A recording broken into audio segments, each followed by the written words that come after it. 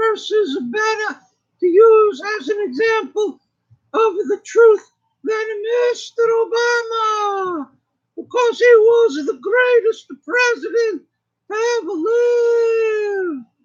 Mr. Obama, according to the newspapers and the media, he is responsible for the great economics and the jobs that we have, because the media is 100% truthful.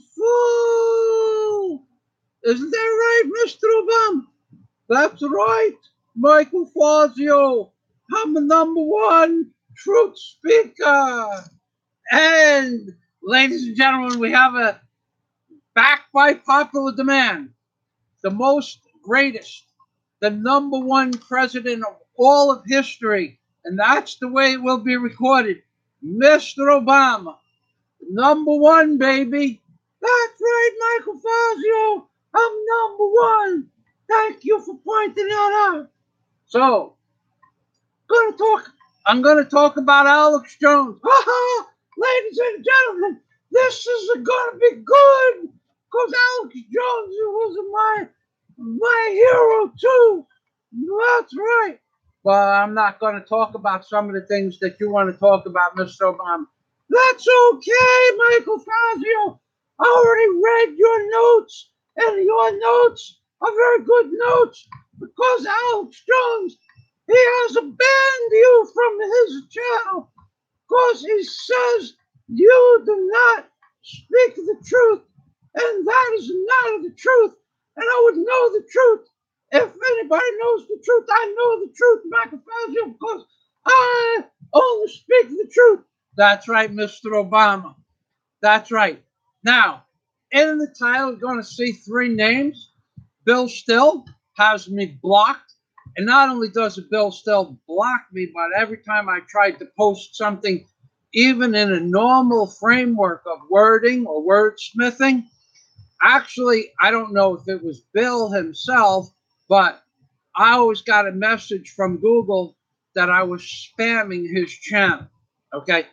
And I never had a problem with Bill, but he has a problem with me, because maybe because of my Mr. Obama comedy videos.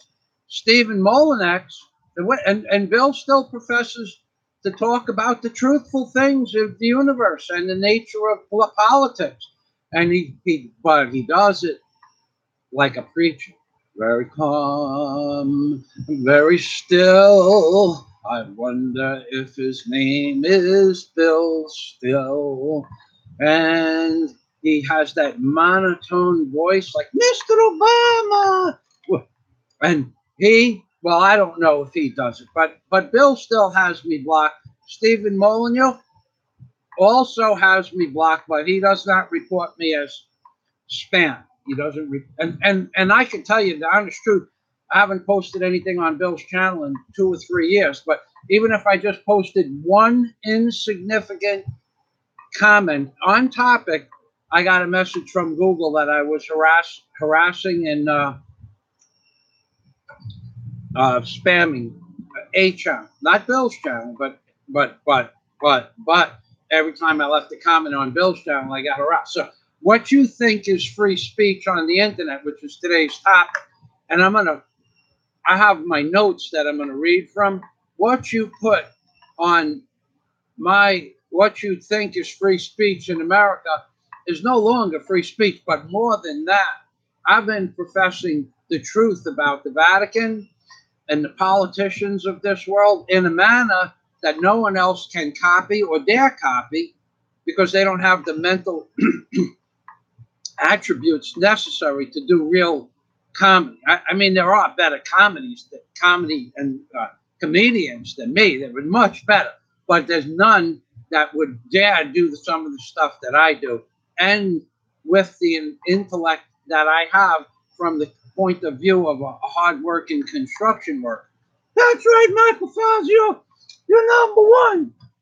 Mr. Obama, got it. You have your opinion. I'm going to talk about you in a little while, Mr. Obama. And Okay, Alfred Stormer.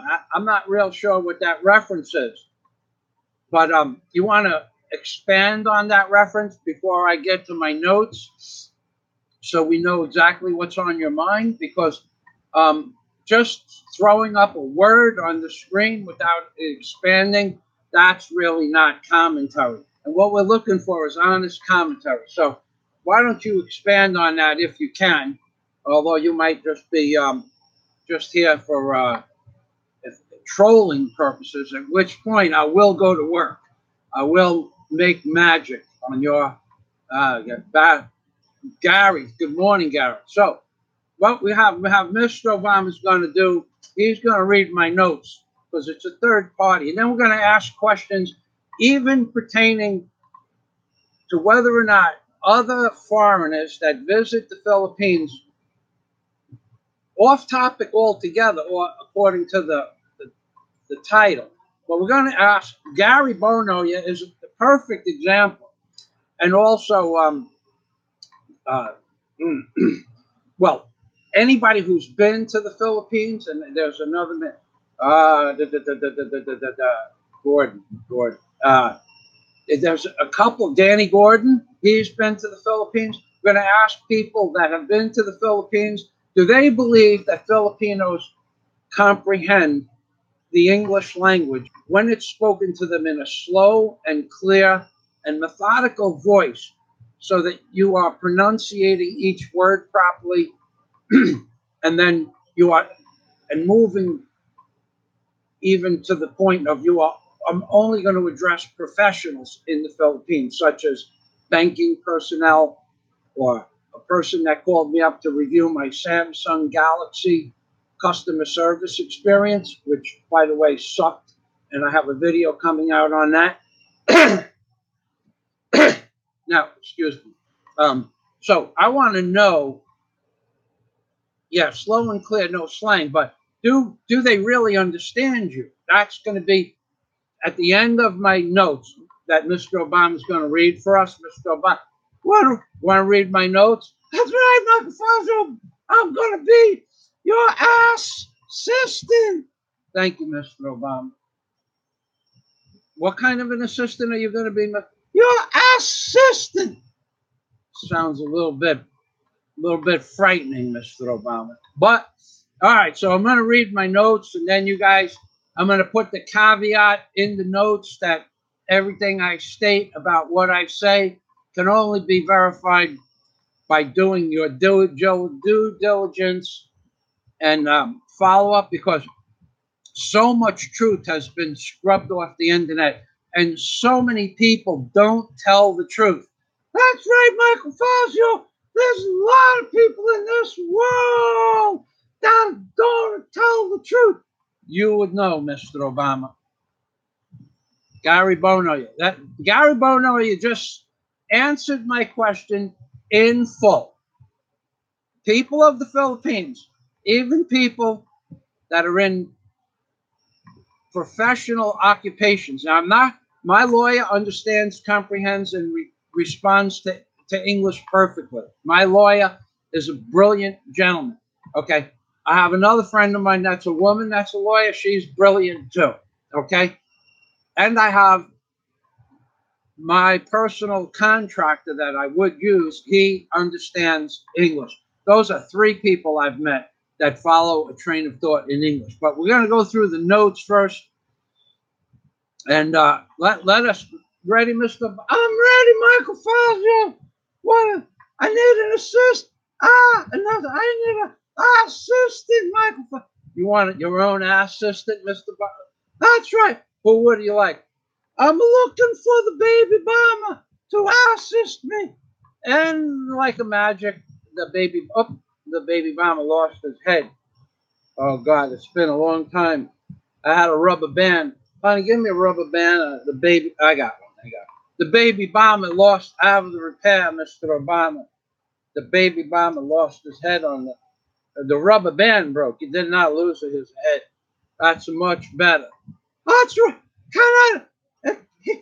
You don't need him to talk, Mr. Obama. You on there's enough. I only have a few pages of notes. But I love the baby bomber. Yeah, okay. Enough with the baby bomber, Mr. Obama. So let's go to the notes. Okay, so here we go. Alex Jones. The name of the video, honey. Look at my cell phone and see if the camera is a good angle, please. Okay, hold on. Okay, here we're going to start with the title, then we're going to go to the disclaimer. You read, Mr. Obama. Alex Jones into the memory hole. Good riddance. And then they have a sign that says a plus. Bill Still, David Icke, and Stefan Molyneux hopefully will be next. Well, I think that's your opinion. That's right, Michael Fazio. I wasn't the one that gave you this information through your mental psychicness. So you're telling me that you lead the charge against these people. That's right, Michael Fazio. That was against me. And now I have to tell the truth about these people on the internet who don't tell the truth. Well, I have my own experiences with them, mister. Your experience and my experience, Michael Fazio, the same experience. We are the same. Me and you are the same. That's right. We're brothers, Michael Fazio. Mr. Obama, let's move on. Okay. Okay, so now, first and foremost, I will read this one. You go ahead. First and foremost, free speech is all of the people's rights that I'm going to mention and have mentioned in the title. But there should be a caveat that their free speech should be truthful speech and not break libel laws. But all of them are, in fact, posting their opinions into truth or interjecting their opinions into truth, and they're half-truths, which, in my opinion, should be held to a higher standard, but they are not. So, this is the caveat that I can't prove that what they're saying is not truthful, except in very rare instances. And the one instance that I can prove that their statements, videos, and rhetoric is not truthful is in relationship to the information that I sent all of the above and all of the people I'm going to mention now. And then, Mr. Obama, you're going to take over. Okay, I'm waiting.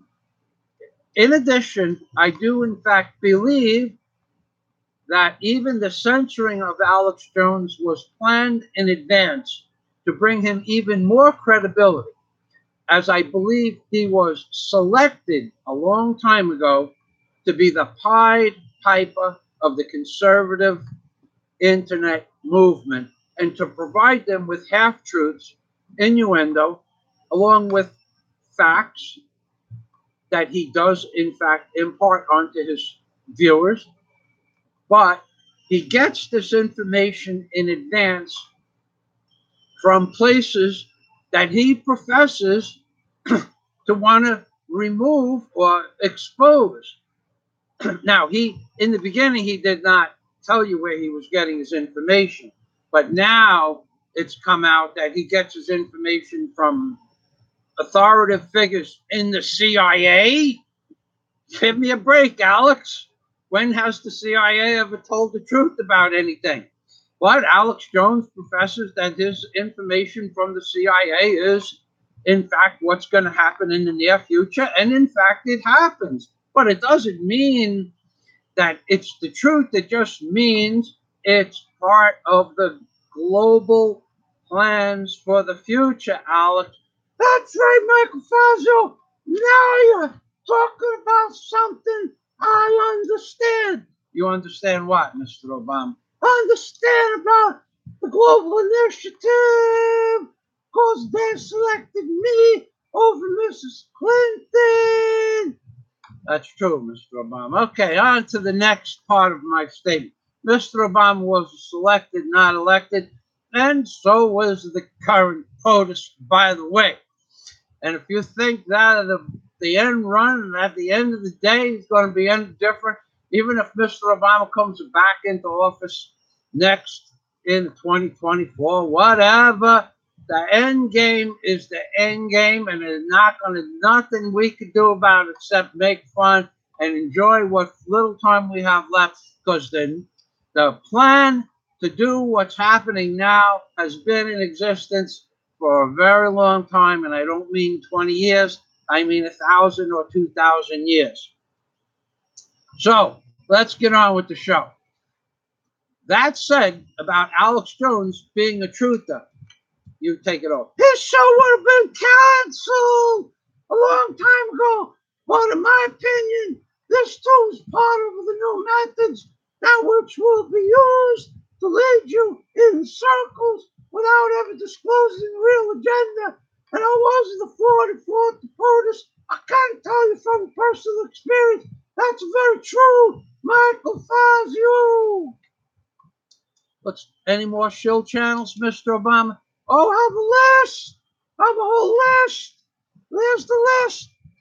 Oh, God, the list is very long and very deep. Okay, other shill channels. Other shill channels, in my opinion, are Michael Trim, who you sent your information about the Ark of the Covenant to Michael Trim, and the Skull and Bones to Michael Trim, and the Ark of the Covenant and the owl on the dollar bill to Michael Trim, who said he will address any real topics for Michael Trim. Did not reflect back on your emails. Michael Rivera, the same thing. He hasn't been. Has you been? Jordan Maxwell, I will not respond to you either, Michael Fazio, because you're much smarter than a Jordan Maxwell. But thank you, Mr. Obama. I knew that. You know everything, Michael Fazio. You're the greatest exposer of the truths in the world. Not all the truths, Mr. But you're exposed to the fake people. They need to be exposed because they need to be exposed. Thank you, Mr. Obama. The same way, Michael Savage, he's got me blocked too, man. That's right, so does Ben Shapiro and a host of others. And Michael Savage especially has you blocked because you talk about things about World War II that he does not agree with. And he puts his personal views about World War II and what happened in his programming because that's the narrative of the deep state. Okay. And all of and all of the above are supposed to be channels that expose the new modus operandi of the world order. And yet not even one has ever responded to my proofs that there is in fact no separation of church and state, and there never was, because the United States government put a pictograph of the Ark of the Covenant on the American dollar bill, which nullifies the separation of church and state clause in the Constitution, because the United States is controlled by the Vatican. And that's why I'm banned on all of the above channels, Mr. Obama. That's right, Michael Fazio. That's true. Alex Jones uses the same baloney excuse to not address your book, aka which was on the Ark by Michael Fazio, as he called it, hate speech. But he says the same thing about some of the institutions, but it will never go near anything that you have explained to him, because your truth is more powerful than Alex Jones's truth. Thank you, Mr. Obama. So anyway, I have told all of these people groundbreaking truths that they are also guilty of hate speech, but because it does not fit his narrative, his hate speech is not hate speech. But now, apparently, they think that Alex Jones's hate speech is hate speech, and he's been banned from the internet. And good riddance, Alex Jones. I gave you the opportunity to expose more truth in a few different methods of operation. that is right there blatantly in your face, Alex Jones. The Ark of the Covenant on the dollar bill, proving that the Vatican controls the world. But your opinion, Alex Jones, is that the Vatican has a big grasp on the American politics, but it's just an opinion because you don't actually provide proof. But I provided proof, and that's why Alex Jones banned me from his channel. The real truth, in order to prophesy his deep state paycheck, is he follows the deep state agenda, in my opinion. I am blocked on Alex Jones' channel, Michael Savage's channel, Bill Still's channel, and Stefan Molyneux's channel, all of which espouse half-truths.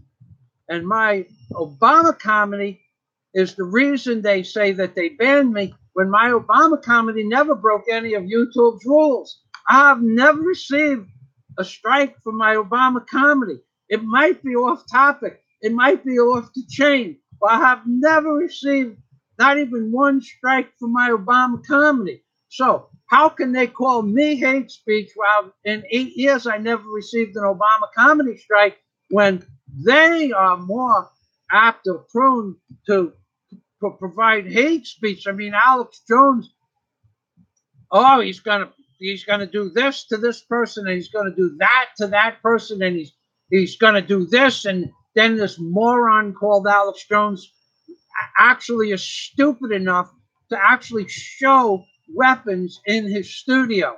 That's a big no-no. The guy deserves to be thrown off the air, but not just for that.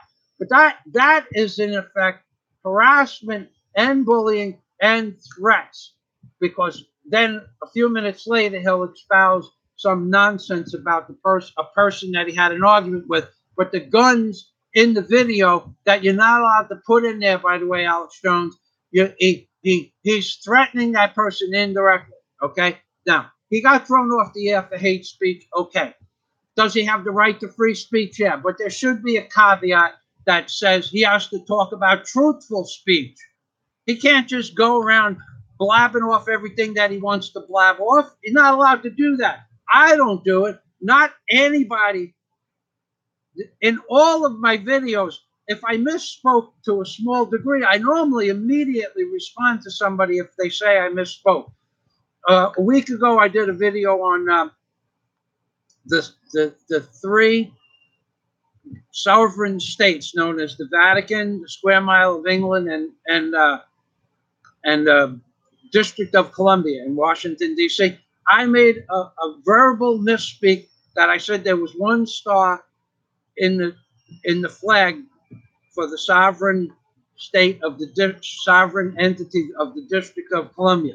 There are, in fact, 3 stars on the District of Columbia's flag, 3 stars on the Square Mile of England, and 3 stars on the Vatican, because they are a grouping of 3 entities which rely solely on each other for world domination. You can look it up. All 3, but so I misspoke about having 1 star in Washington, D.C., and immediately, within minutes, I corrected it. So that, you could call that a lie, but it was a misspoke that I immediately corrected, where Alex Jones doesn't correct any of that stuff. And Stefan Molyneux, oh my God, that guy's brilliant. But he's a brilliant speaker of truth and half-truths. What good does that do anybody in the long run? Of course, they can't tell the truth because they would be banned altogether. There is no solution to this truth issue.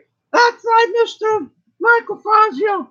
Could you call me Sir Fazio? Sir Fazio will be no problem for me, Sir Fazio. Like in the Philippines, right? Well, just like as in Sir Fazio, like you work for me now. That's right, Michael Fazio. I'm working for you.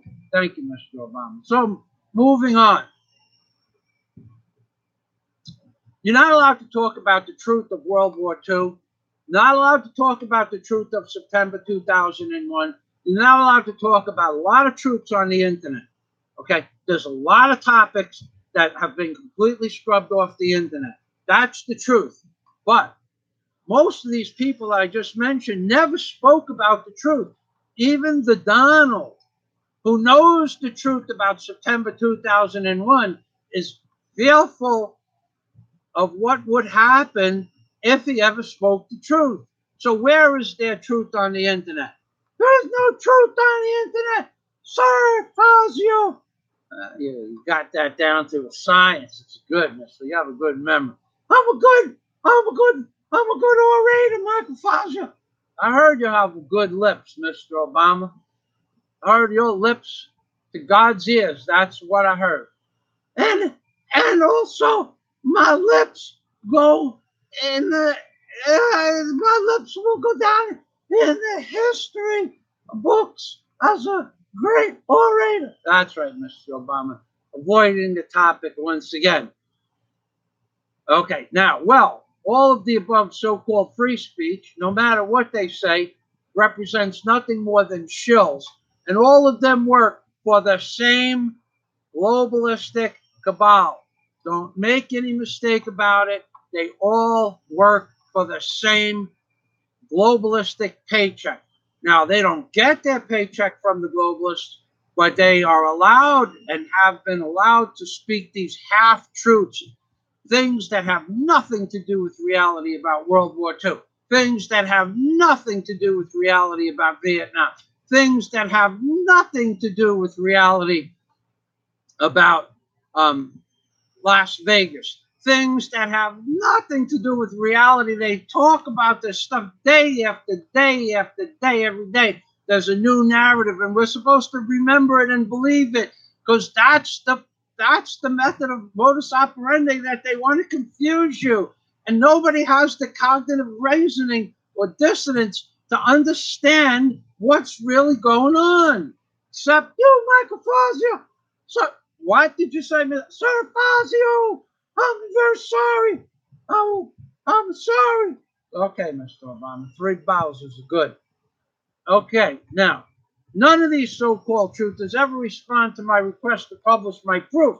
That's right, Michael Fazio, they never will, because all of them are working for the same government-controlled platform. That's right, Michael Fazio, I know better than anybody else. I worked for those people. I worked with those people. I worked for those people. Yes, you did, Mr. Obama. You and those lips of yours have seen many things I would not want to see. That's right, Mr. Fazio. Mr. Michael Fazio, my lips have been in places that no one wants to be. What do you mean, Mr. Never mind. Never mind. I've seen things behind the closed doors that you don't want to ever understand to be the truth. Okay, so my notes here are done, Mr. Obama. I'm just going to talk about some things in the Philippines. But first, I'm going to go back to the comments. What do you guys have to say? I want to give Mr. Obama some thumbs up on this video, because he worked very hard. He's came all the way from America to visit my father. Some thumbs up over here.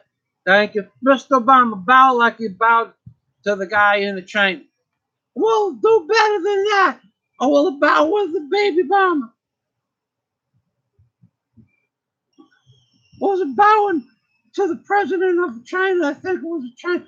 Maybe also some of the other Eastern countries. We went way down. I could see my shoelaces. So you're a good bower, mister. I have lots of practice bending over Michael Fazio. It's enough, Mr. Obama. Go over there and sit down on my camera.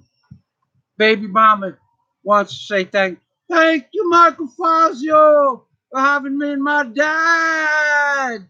My dad. Thank you. Salamat. Salamat. What's up, Mr. Obama? What does that mean? It means you're welcome in a Messiah, Baby Bomber. Look, Baby Bomber has some trouble with a rubber band on his head. But I could have fixed that. I want to go back over now to, I will do Sergeant Guido Sarducci for a minute. Then I will address these comments, because I know that you're ready. Was my picture okay before when you checked it? I will address some of the comments. Gary Bono, yeah. Okay, so I was addressing one of the issues because I had a conversation with the representatives of Samsung, not the store manager, but the district manager in Manila for Samsung, asking me about my experience. Daisy May will confirm this, but when she got on the phone, the first thing I tell Filipinos on the phone is, or when I speak with them directly, is you have to speak slow and loud and clearly for me to understand. But if you don't do that, I'm going to repeat myself a few times and then I'm going to end the conversation. So I really wanted to get my gripe in about the Samsung Galaxy Tablet A that I bought, because the unit was a piece of garbage from the day I bought it, because they sold it to me with a malfunctioning motherboard. I thought the picture clarity was as good as it gets. The girl told me this is as good as it gets when I took it, and yet it was broke from day one. So when I brought it back, I put it in a box after we finally got our internet service working here in the house. I put it in the box about a month ago. I went to open it up and use it, and the screen split in half, either on a right angle or a left angle, or it's split in half horizontally. The motherboard was broke. I had to tell this woman, I counted 12 times, I counted 10 times, it was more than 10, maybe 12, maybe 14 times to talk slow. Finally, after 35 minutes of her repeating questions to me and her telling me the entire interview would take 2 to 3 minutes, 35 minutes on the phone with this woman, repeating that she had to speak slow and clear, she still didn't get it. And I told her, thank you very much, I'm hanging up now. And I'm going to post my Samsung Sucks video on YouTube this week. Okay, so I would never buy another Samsung. That she has on recording. I would never recommend the Samsung because of the service I received.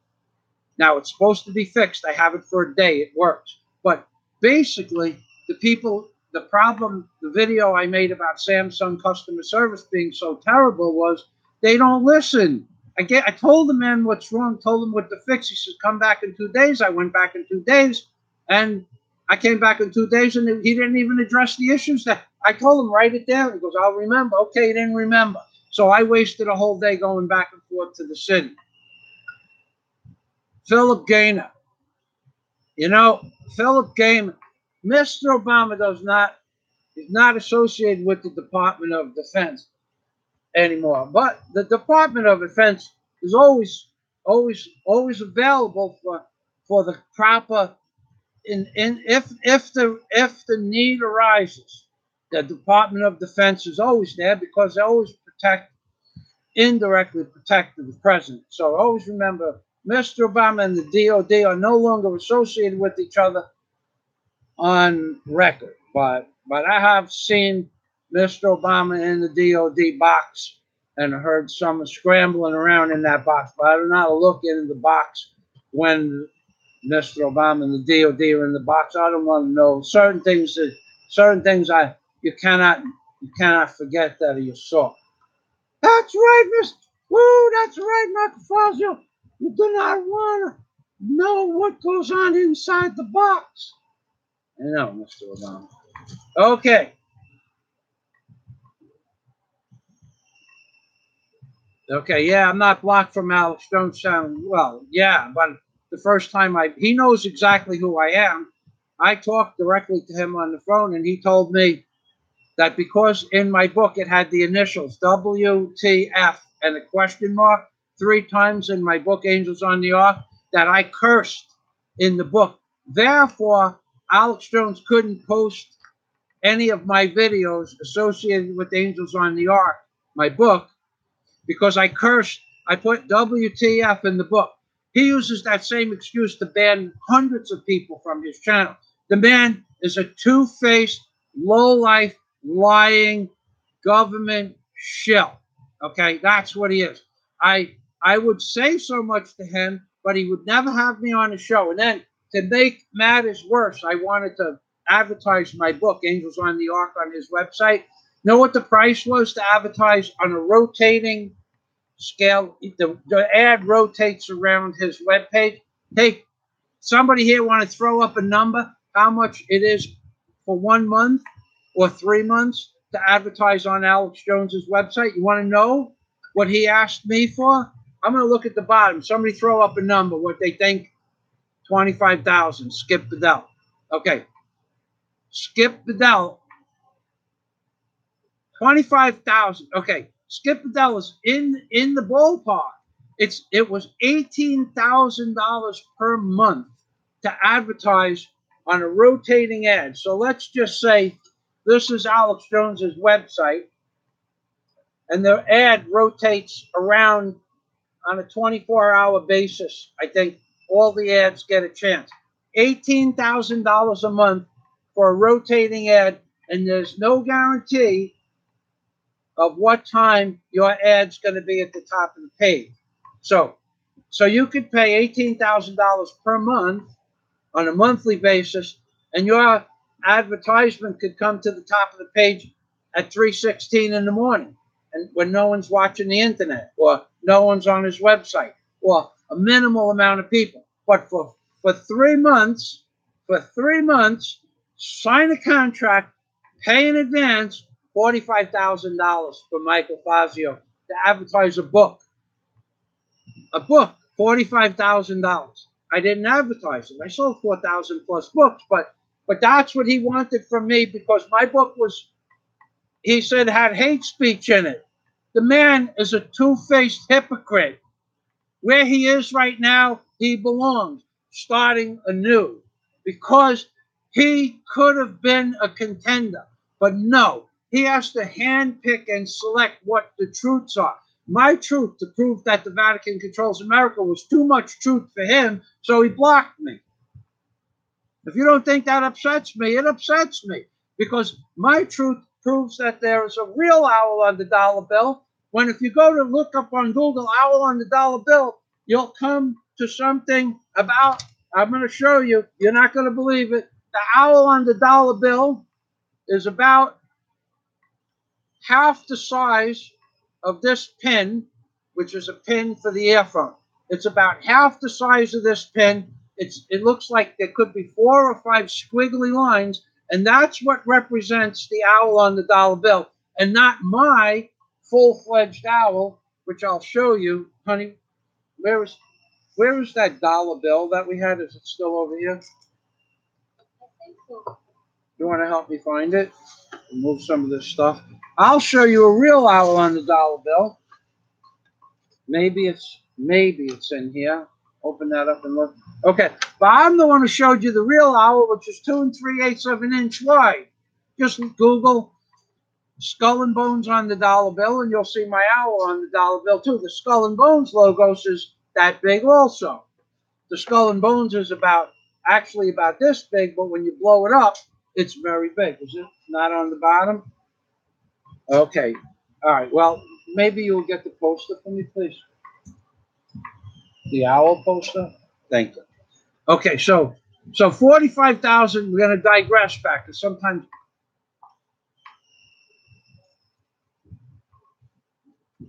Geoff Connolly. Hello, Mike. You, my friend, are full of knowledge. Love it. Thank you, Geoff. Geoff Connolly. Okay, Mike.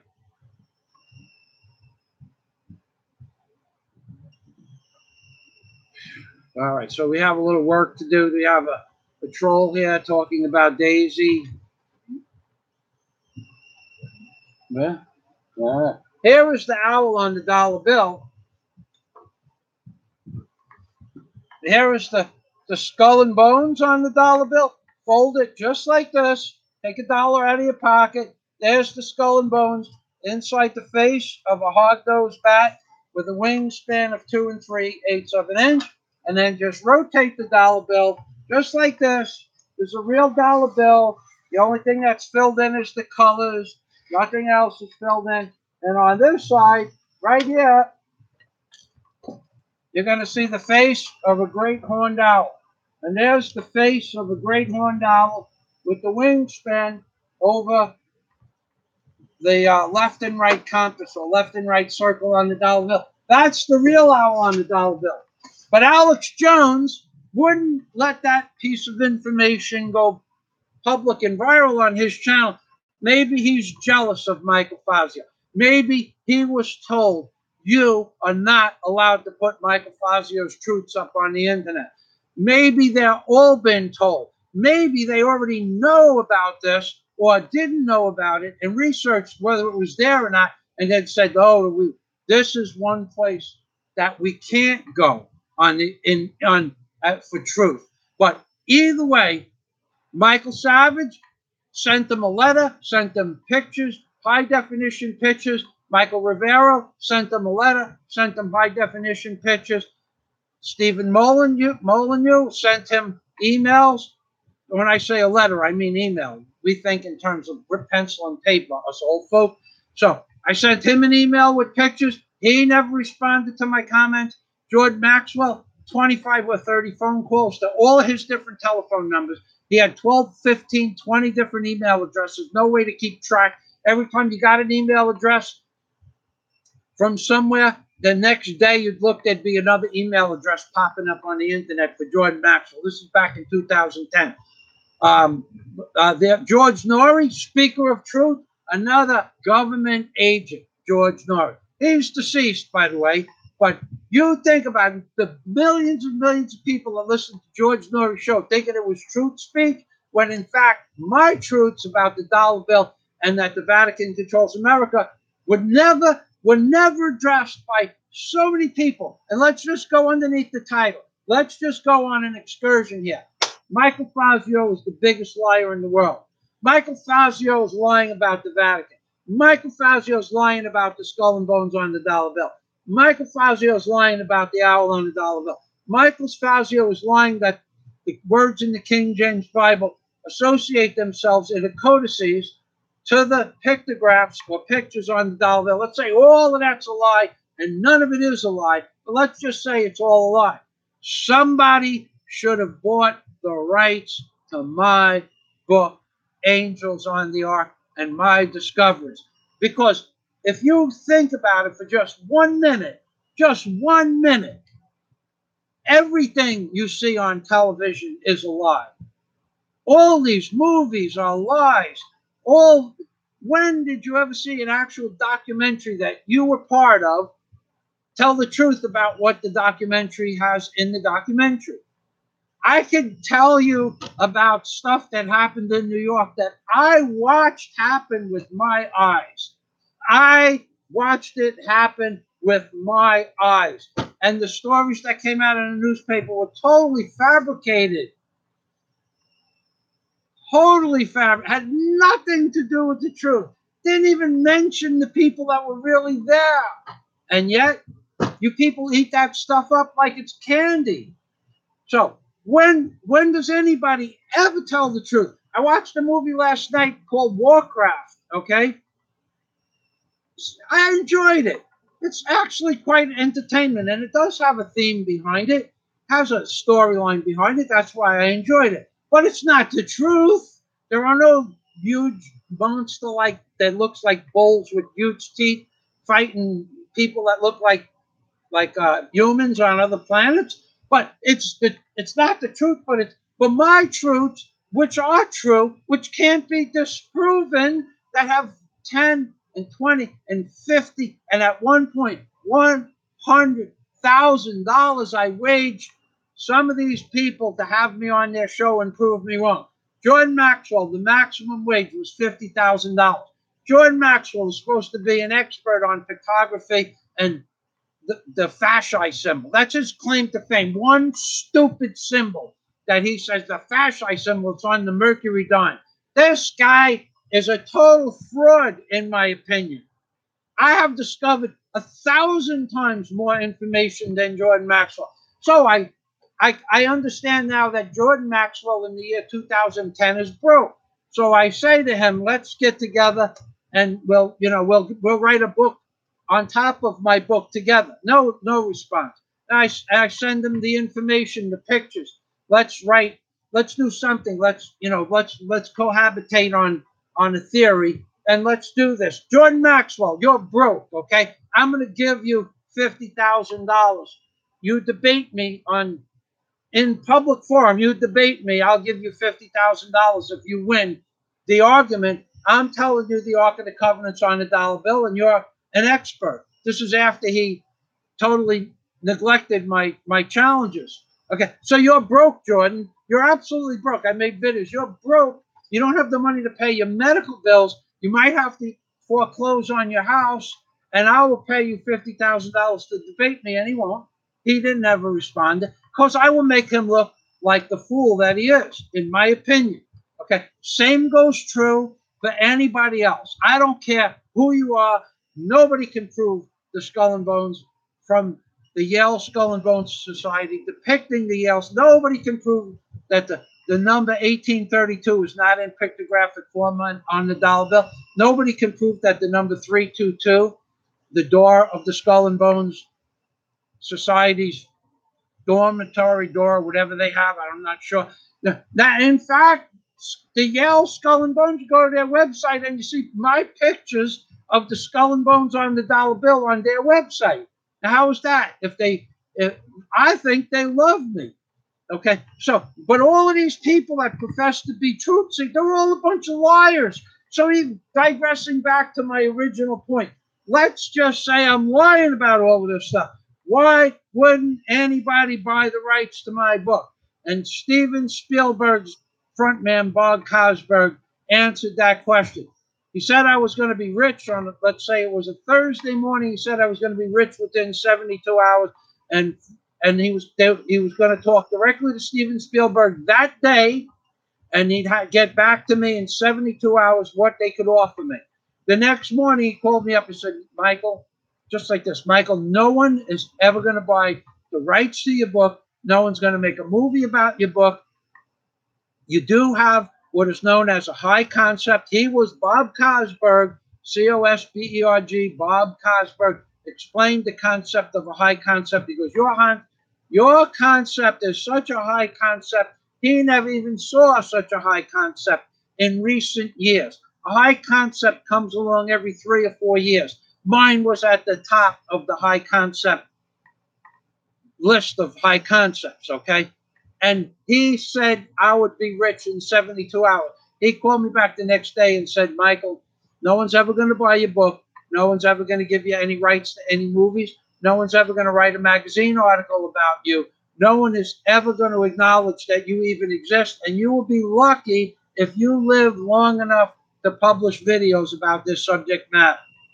That was in April, maybe April 18th or 19th of 2010, because I published my book on April 15th of 2010, and I had a list of people to talk to buy the rights to the movie. So you don't think that my topic is real? Yeah, I have 50,000. I don't have it anymore, but I have money. I have backers that will back me for anything you want to wager. Has to be a legitimate bet. Has to be by my rules. Money has to be put in escrow. Has to be a public debate. We have to have real forensics experts, maybe some biblical scholars, definitely people that understand the Ark of the Covenant, and I'll prove you wrong, and I'll take your money. Far be it from me not to take somebody else's money when I win the wager. So, Alex got the grand slam. LOL, LOL, nice. Yeah, that's right. Because he only professes to talk about the truth. He doesn't talk about the truth. He talks about the people who pay him or allow him to earn a paycheck. He talks about their agenda. Winston Churchill said that future fascists will be the ones who say they are fighting fascists. Yeah, you know what? I'll take your word for that. I may have even read that by Winston Churchill, and it's probably true, but I don't know. I've heard it before, but I wouldn't say that would be something I'm aware of. It wouldn't be something I would quote, but it's true. The whole concept of that statement is true, Gary Edward. Okay, Skip Adele. You feeling okay? I feel fine. I had 3, not 1, not 2, but 3 pieces of chocolate before I started this dissertation on truth, and had a cup of coffee about 2 hours before that. Okay, I'm feeling fine, Skip. Skip Adele. everything in the Philippines is junk. Okay, going back to items that you purchase in the Philippines. Everything you buy here, it doesn't matter. You buy a Black & Decker drill, it's the junk version or the throwaway or like a block and lot number. I'm going to explain this to you in a way you can understand. Okay. Here's the block and lot number.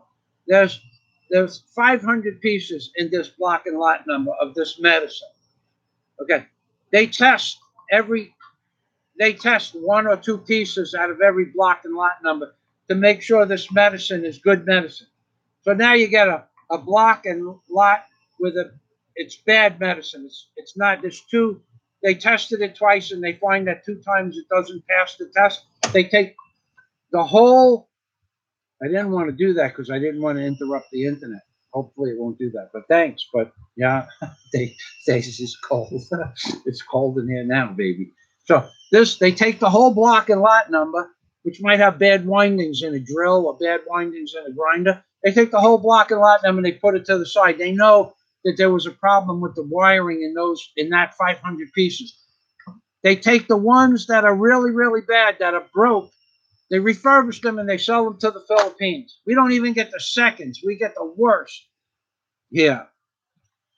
And nothing, even my Samsung tablet was the piece of junk. I was told by the woman who sold me the tablet, this is normal. It's only 5 megapixels. Meanwhile, I have some of the highest resolution pictures on the planet of the dollar bill. I do have the most highest resolution pictures in the world of the dollar bill. Nobody, no professional photographer, nobody has higher resolution pictures of the pictographs that I have on the dollar bill. And yet she told me, she lied to me. She straight up and down lied to me to sell me that tablet. Maybe she knew the motherboard had defects in it. Maybe the whole block and lot number came in. They will never admit that there's a problem with their garbage that they sell you here in the Philippines. So she sells me a bad product. It lasted a few weeks. I put it away. I open it up, and now it doesn't work at all after 6 months. I go back to the store. I tell the guy what the problems are. The battery won't charge. It's charging. The first 1% took 3 hours to charge 1%, and then 3% an hour thereafter. And in about 10 hours, it charged 58%. So I tell the guy this, and he says, okay, I'm going to fix all of this. He gives me back the tablet 3 days later, tells me to come back. He's going to fix it in a couple hours. I come back, and then I come back. He didn't even look at it. So he tells me to come back in a couple of days. So me and Daisy go back, hands me the tablet, says, this works beautiful, so everything is fixed. Daisy turns it on, and nothing was fixed. The split screen, vertical split or horizontal, something will just change. Vertical split screen, horizontal split screen, diagonal split screen, opposite diagonal. This is what he hands me back. And then he doesn't even say, sir, we're going to compensate you for your time. There's no guarantees. You don't get compensated for your time. There's no warranties. When your warranty is up the next day, that's it. They don't care if you ever come back to their store. The service in the Philippines, it's not from the people who work in the store. It's what they're directed to do. But you go into the worst photography store in all of the world called Colors in ICMO. That woman will lie through her teeth for 6 months telling you she ordered the waterproof case for the GoPro. Come back next week, sir. She will lie to you for 6 months every time you come back. She will lie to you saying it's on back order, should be here next week. She will lie to you. She'll get on the phone and call up and say these will be available next week. They're coming from Manila. She lied to me for 6 months. I said, I want your supervisor's telephone number. So I got the supervisor's telephone number, and I told the supervisor on the phone in the store Colors that this woman has lied to me for 6 months, and she never ordered the waterproof backpack case. She got on the phone. They did their thing in Visaya, whatever language, Tagalog, Cebuano. They did their thing. She gets back on the phone. She tells me, sir, those backpacks are not available in that store. You have to go to Cebu. But the girl lied to me The point is she lied to me for 6 months to tell me to come back next week. So, and I only went back because I was in the mall. But she lied to me. This is the kind of service you get in the Philippines. Get used to it. When you get here, get used to people telling. I'll show you cabbage that the woman told me was bought just the day before. That's totally rotted. It was they had to cut half the cabbage. Just this is 2 days ago. It's in the refrigerator now. It's just about gone. Okay. It was the only cabbage available at the market. But she swore it was only bought the day before. Well, maybe it was bought the day before. But maybe it was already 2 weeks sitting in a truck somewhere. But she swore it was fresh, 1 day old. That's what you get in the Philippines.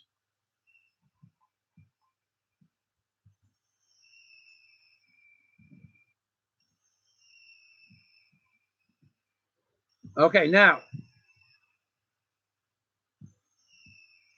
why did Alex get booted from YouTube? Okay, Anthony Bruno, share the music, says community guideline violations, which were legit. Of course they were legit. How he got away with it for so long is what amazes me. Now, my friend Scott Del Fuego, who had a really good story about Chirac, called Chicago Chirac. 72 people or 64 people were shot, 11 died in 12 hours. Scott with the statistic. God, I wouldn't want to live there, buddy. Scott always has something in it. You see Scott Del Fuego, you're going to see an intelligent comment. Well written with punctuation that goes far beyond anything I could do. If Alex Jones, I'm thinking he was talking about, I'm going to interject Alex Jones. If he was really a cutting-edge free speech, rebel fighting, the New World Order establishment, the GOP would never be defending him like they are. And that's the truth. Alex Jones was placed there to program the minds of, I call Alex Jones the Pied Piper of YouTube. Okay.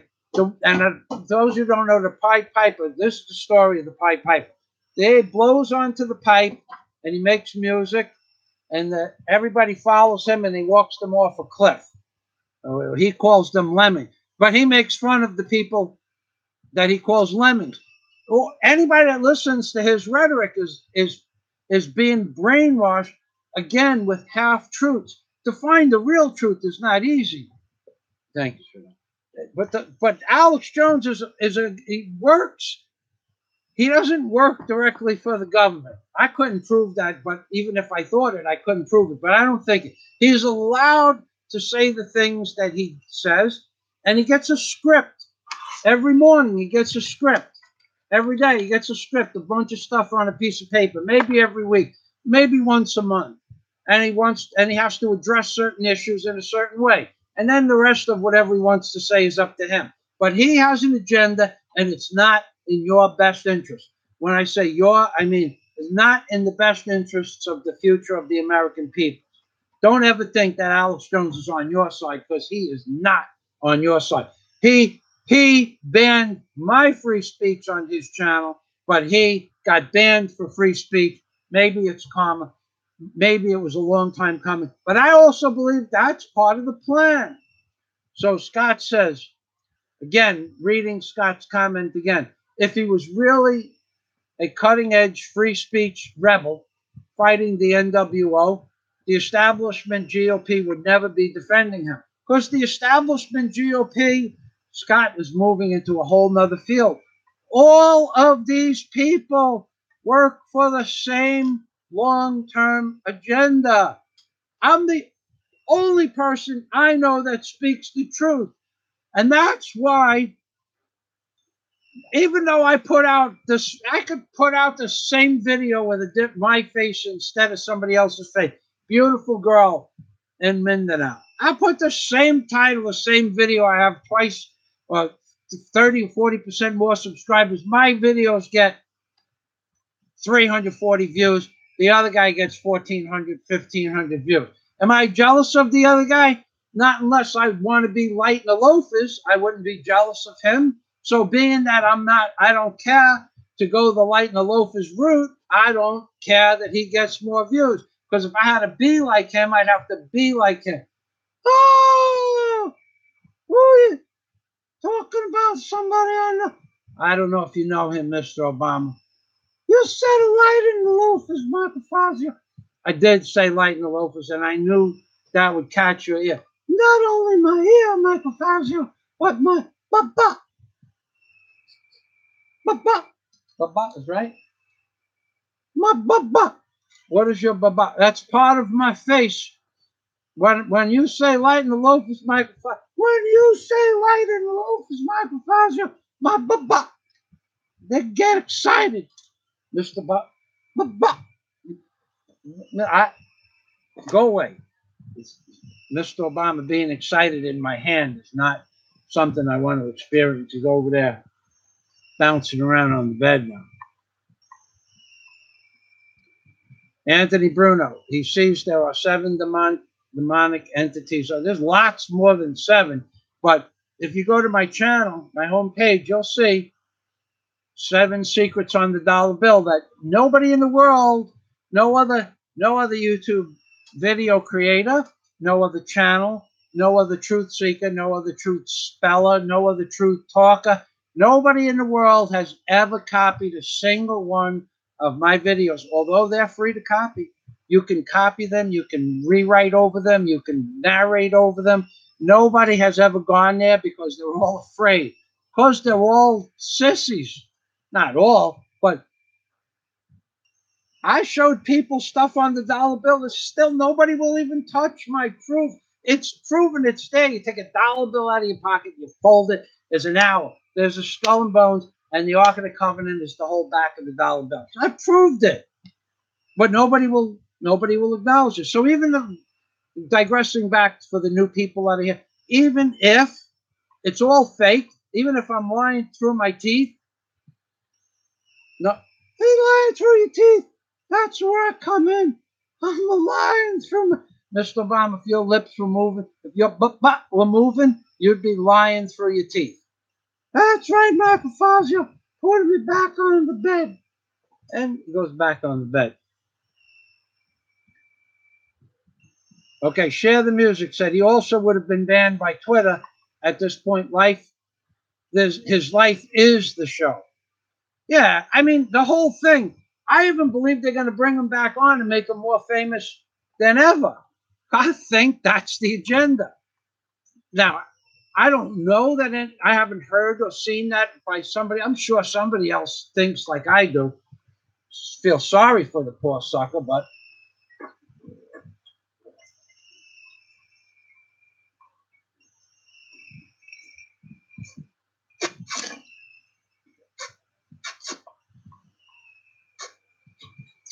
thank you, Dave. I'm sure somebody else has the same opinion. So let's move on to the next comment. Skip the down. Love Daisy. She reminds me of my wife. Daisy, you know what Daisy's doing right now? Honey, can you, okay, you finished sewing? Okay, what were you doing with that? What were you fixing? Daisy was fixing something. What were you just fixing? Let me see. Yeah. Ah, look, anytime Daisy has nothing to do, she finds, I don't ever have to ask Daisy to do any of the household chores. And I do the dishes and I clean the pots and I do most of the cooking because I enjoy that. And I enjoy doing the dishes, especially when I'm working because I have grease on my hands. But she just put Velcro on my bag because it doesn't stay closed by itself. Now, and she put Velcro on all my shorts. And then, where are the shorts, honey? The ones that I was going to bring to the dressmaker person? Do you have those available? I bought some material, and she took the material. This is all by herself. I wake up in the middle of the night. Yeah, no, the ones we put the material on to bring to the city. Yeah, those that one. Thanks. So I buy her this material. This is what Daisy does. Because Skip Adele says she loves Daisy because it reminds her of his wife. Daisy does this kind of stuff. She took the material and cut it and then just tacked it in place. Although she didn't have to do as good of a job as she did, she started to do a proper job by sewing around here. But I explained to her when I just happened to turn around one day. I said, "What are you doing?" No, no, just tack it on.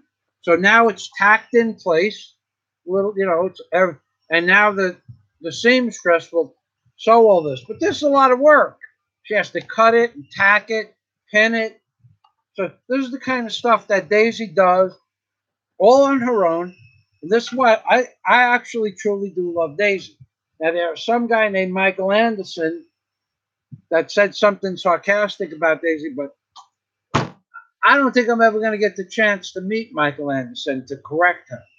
And the other guy at the top of the page, I don't think I'll ever get the chance to correct his issues either. But if I did, it would make a great video. So this is the kind of stuff that Daisy does. And also, she put Velcro on my other pocket. So Daisy's a sweetheart. Thank you, Skip.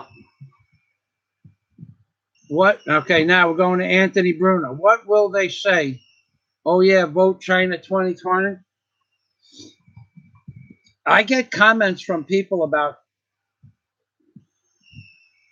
the Chinese people taking over. I talked about it in my last video. The Chinese own every store and venue in NASA Space Center. There's no Americans own any stores in all of the NASA industrial complex in Houston, Texas. There are no American stores. There's no American food sales. There's no American card shops, nothing. In South Florida, they're buying up entire road systems with the tolls and everything. They own the road. They also take care of the roads better than Americans. So the American government is selling the Chinese people the roads in America and the toll booths, and then they get to own pieces of land on the side of the road to put gas stations, all owned by Chinese. Well, also the people from the Middle Eastern countries, they're buying up a lot of stuff too. But they don't put Middle Eastern signs up on it, at least not in America that I noticed 8 years ago, 5 years ago.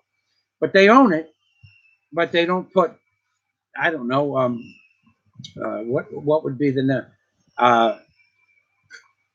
Whatever the name, Qatar, maybe Qatar owns stuff. I think they have a lot of oil. Whatever the names of their country, they don't put like Qatar gas station.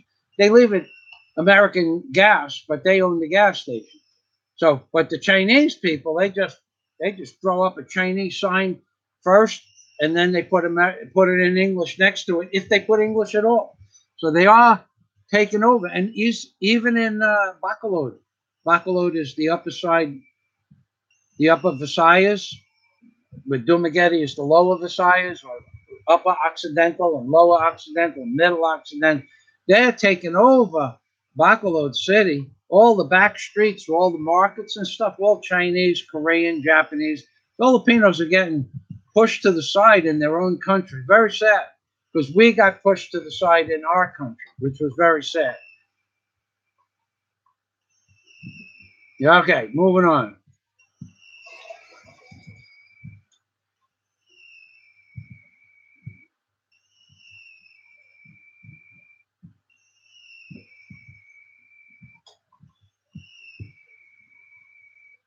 Yeah, Skip, I addressed that in the beginning. We should not be happy they banned Alex. I'm happy that they banned Alex because he banned me. And I had a legitimate right to say what I wanted to say on his channel, and he just blocked me because it was too much truth for him. Should he be banned? I don't know that I'm even going to go in line with that he should have free speech. There should be a caveat that comes along with free speech. What I just said about Alex Jones blocking me, Stefan Molyneux, Michael Savage, Michael Rivera, those people blocked me. That's the truth. They blocked me because I tell the truth.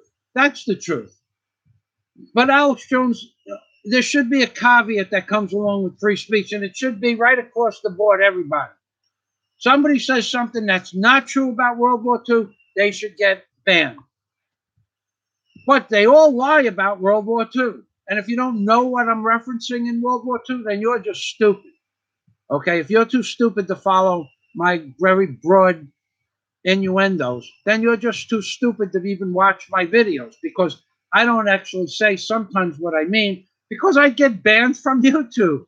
But these people are allowed to lie in favor of certain ideologies about World War II, and I'm not allowed to tell the truth about World War II. So I don't mention the truth about World War II. I don't mention the truth about a lot of things, because I would get thrown off of YouTube. But be that as it may, so he have free speech, but it should come along with the same caveat that's program that everybody should have free speech as long as they tell the truth. As soon as you can prove it's not the truth, there's a definitive line where it's not the truth. It should be addressed, and maybe they have a week to take down their video or redo their video. This is a lie. Let's say Alex Jones said that Michael Fazio weighed 165 pounds. That's a lie. That's a straight up and down lie. I weigh 32 kilos. Now that's a lie. Okay, so I weigh over 215 pounds. But so if Alex Jones comes along and says Michael Fazio weighs 165 pounds, that's a lie. I should be able to tell him, here, I get on a scale, I show him a video, I show him a picture that I weigh 165 pounds on a scale I get in a store, ICM, wherever. You're lying. Take that off. He should have to take it off. I don't care how much time it takes for him to take it off. He lied. Okay, if you lie, you lie. I hate liars. People would ask me to do a job. They would lie to me. I just stand up a lot of times and walk out and say, I don't want to do your job. I want you to do. I don't want to do your job. You lied to me now. You're going to lie to me in a few more minutes. It's gonna be another lie, one after the other. I don't need to be lied to. I'm doing you a favor by doing your job in a professional manner on time and do a professional cleanup, and you're gonna lie to me about one thing that they would lie to you about is underground wires. Where are the underground wires? No, don't worry, there are no underground wires. Meanwhile, you see right there, you see the underground wires by the piping system off the pole. The pole comes down, has a pipe on the bottom of the pole, and it runs into their house. But they don't want to be responsible for where the wires are, so they just say there's no wires. So now I'm responsible for the wires. So even if I call 1-800-SUNSHINE to have them mark the wires, they only mark the wires to a certain amount of meters from the street edge, the edge of the street. They're only responsible for 2 or 3 meters. So now I have to figure out where their wires are, because they don't want to tell me that there's wires on the property, underground electric, underground cable, so that if I break it, I have to replace it. It costs me a couple of $1,000s, and then they get their job done for nothing, and they have somebody come in and replace it for $200, and my insurance gives them several thousand. So as soon as you lie to me, I tell you, you're gone. I don't need you in my life. And that goes for people, women I dated. That goes for friends. That goes for landlords. That goes for people that work for me. You lie to me, I fire you, I quit, I walk away. That's the way I believe the internet should be run. So free speech, as long as it's truthful speech. And Alex Jones is not a truthful person, in my opinion. Covered that one good, didn't I? Okay, we have some trolls here. That's right, Anthony Bruno. Steven Spielberg probably does work with the globalists. But I didn't know that. I hadn't really done a lot of research. I just thought he makes great movies. He makes fantastic movies. That whole series, Taken, it's like 9 parts or 10 parts. What a great series. Come on, he makes great movies. Star Wars, great flicks. Nothing has to do with, everything is innuendo about government systems and the way the world works. But that's what makes him great.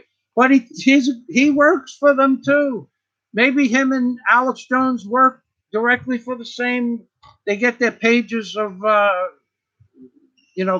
notes of what to talk about from the same people. I don't know. I would like to know, but yeah, I don't know anything about that. Share the Music. Share the Music has an interesting comment. You're welcome to read it. There's lots of creatures you could make on the dollar bill. There's a black horse. There's the face of a black horse. There's the face of a white horse. There's lots. Okay, now, Scott, there's thousands of pictures you can make. You can see on the dollar bill if you fold it different ways. I don't know if all of that is done on purpose or it's just because of the artwork itself, but some of it was intentional. Some of it may be unintentional. Okay, Scott Del Fuego. It's Mr. Bad Obama. Ask him. Ask him if he. Scott wants me to ask Mr. Obama if he's seen Larry Sinclair. Larry Sinclair! Larry Sinclair! Where is Larry Sinclair? Yeah. Mr. Obama, Larry Sinclair is no more. Oh, I miss Larry Sinclair. Remember the videos you made with the Larry Sinclair and the Brokeback Mountain? Yeah, I remember, Mr. Obama. I made a you Duncan for pickles with you, Mr. Obama. That's right. Me and Mr. Larry Sinclair, we was Duncan for pickles in the pickle bucket. That was a great video, Mike. Okay, Mr. Obama. Larry Sinclair. He's not here, Mr. Obama. He's gone. What happens? My has such fondling memories of Larry Sinclair. I mean, fond memories of Larry Sinclair. My butt was not working properly. Scott, you see what you did, Mr. Obama. Watch this. Watch. Mr. Obama, can you fly? I can't fly without Air Force One. Watch this. And Mr. Obama's flying away. Scott, you see what you did? Now you got him going. He's dry humping the bed. Yes, Warren, you keep saying that. I am lucky to have Daisy with me. She's a good woman. Sometimes. Come on. Come on over here. Give me this hug. She is a good woman. Daisy is the definition of a good woman. If you wanted to define good woman, you'd put Daisy's picture in the dictionary next to what is a good woman. To my knowledge, in 2.5 years, well, I know lots of things about Daisy. She's never lied to me about anything significant. She might have been embarrassed to tell me the whole subject, whatever the subject might have been. But she has never lied. You ask Daisy direct questions, she tells you the absolute truth. Now, number two, there was a clown that I saw him comment about Daisy being some kind of slave. I would like to address that in person. Now, if the guy is living in Bohol and you want to address it in person, I would like to, let's say we meet at the ICM Mall and you talk about Daisy like that in a nice public place where I could make a video. Okay, someplace public where I could make a video. Me and you talking that nonsense about Daisy, because she has never, ever, one time, ever stolen any money. Okay, some people are, they're not all the same. They're not all the same. Maybe Daisy's 1 in a million. Maybe Daisy's 1 in 100,000, but she has never stolen any money from me. If she wants something, she simply asks and she gets it. And she never asks. So I am lucky to have Daisy. I do love Daisy. Daisy and I are going to stay together for as long as both of us live, in my opinion. And I don't think Daisy's ever going to betray me. Now, if she ever did, that would be the end of our relationship. And same would go for me. But I don't do that to her. She doesn't do that to me. So here you have the definition of a good woman. You people spouting out nonsense in the chat window, you should really figure out a way to meet me in the mall. Nice public place. Someplace we could make a video. You take your video camera, I'll take my video camera. You say what you got to say, I'll say what I got to say, and then we'll leave. Okay? Well, just nice public venue. Can't be any kind of shenanigans going on. But there are people that I really would like to meet in the mall. Okay? Now, I know that all of you are going to say, I'll meet you in the mall. I'll meet you. Then you'll never show up. And you'll never show up. And people tell me, I'll meet you. if it's your business, if it was your business to be addressing me, to meet me about something that has to do with you personally or something you said about me personally, then it's your business. But if it's not your business and you're defending somebody else or making someone else appear to be something that they're not, then you should just mind your own business. But people that won't say this crap in the comments section, you would never do this in real life. Even proof that you would never do it in real life is that you're still doing it on YouTube. That's proof enough for me to know that you would never do this in real life. You would never, the guy who said the thing about Daisy before, which is blocked, but if you said that to somebody's real girlfriend in real life, do you really think the guy would have to be tough enough to beat you because you're 6'4" and 260 pounds, maybe? Or maybe you're an MMA martial arts champion, which would never say that because they know better. But let's just say, do you really think that you could say that stuff in real life because maybe you grew up tough and yet you win 90% of your fights? Do you really think you could say that to some people in real life and they wouldn't address the issue in about I don't know, 5 or 6 seconds, the whole problem would be solved? You can't say stuff like that about people's girlfriends or their wives.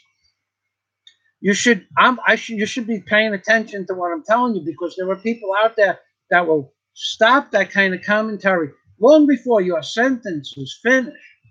Your commentary is over and done with. Even in a public place, that could happen. So, because that's the way we kiss. That's how we kiss in public. We just nod our heads together. No public display of affection for the Filipino woman. They hate that. Like if I was to reach over and give Daisy a hug, that's okay. But no kissing. So would you like to say anything to the... No, there's nothing. She's a good woman. You love me? You love me? Yeah. Why? All right, wait. Tell him who's the boss. Wait, here, Daisy's going to tell you who's the boss. You. Why am I the boss? You're the man. I'm the man? I'm the boss because I'm the man? Salamat. Okay? That's what you guys need to understand. You're the man and you're the boss. And when you forget that, you're no longer the boss, you're no longer a man. Okay? Now, I say it kidding around, but I allow a lot of stuff in my life that normally I wouldn't allow. But Daisy doesn't give me any gruff at all in any way, shape, or form. She doesn't ask. We're going to go out to dinner tomorrow. Someone else bought us dinner at a new restaurant that's opening up. Daisy has never one time ever asked me to go out to dinner. Ever. Not once. She never said, Michael, can we go out to dinner? But 2 days ago, Daisy told me something interesting, that she's never been in a movie theater. So we're going to do that soon. Okay? Yeah, I know you don't. But I went to the movie theater yesterday to see what was 2 days ago to see what was in the movie theater. But she doesn't ask for anything. You guys got to understand, not all Filipino women are bad women. Maybe Daisy's 1 in 1,000, 10,000, 20,000. I don't know. I went through a lot of them. Verbally communication, whether they lied. Daisy never did any of that stuff. So thank God for Daisy May. Yeah, okay. Just tell him one more time. Who's the boss? You. Why am I the boss? Why? You're the man. I'm the man. That's right. That's right. I'm the man. Okay, now we're going to go back to the comments. This isn't just commentary. We have to inject some truth and some comedy and some humor into this, because otherwise life wouldn't be so much fun. So now here we go.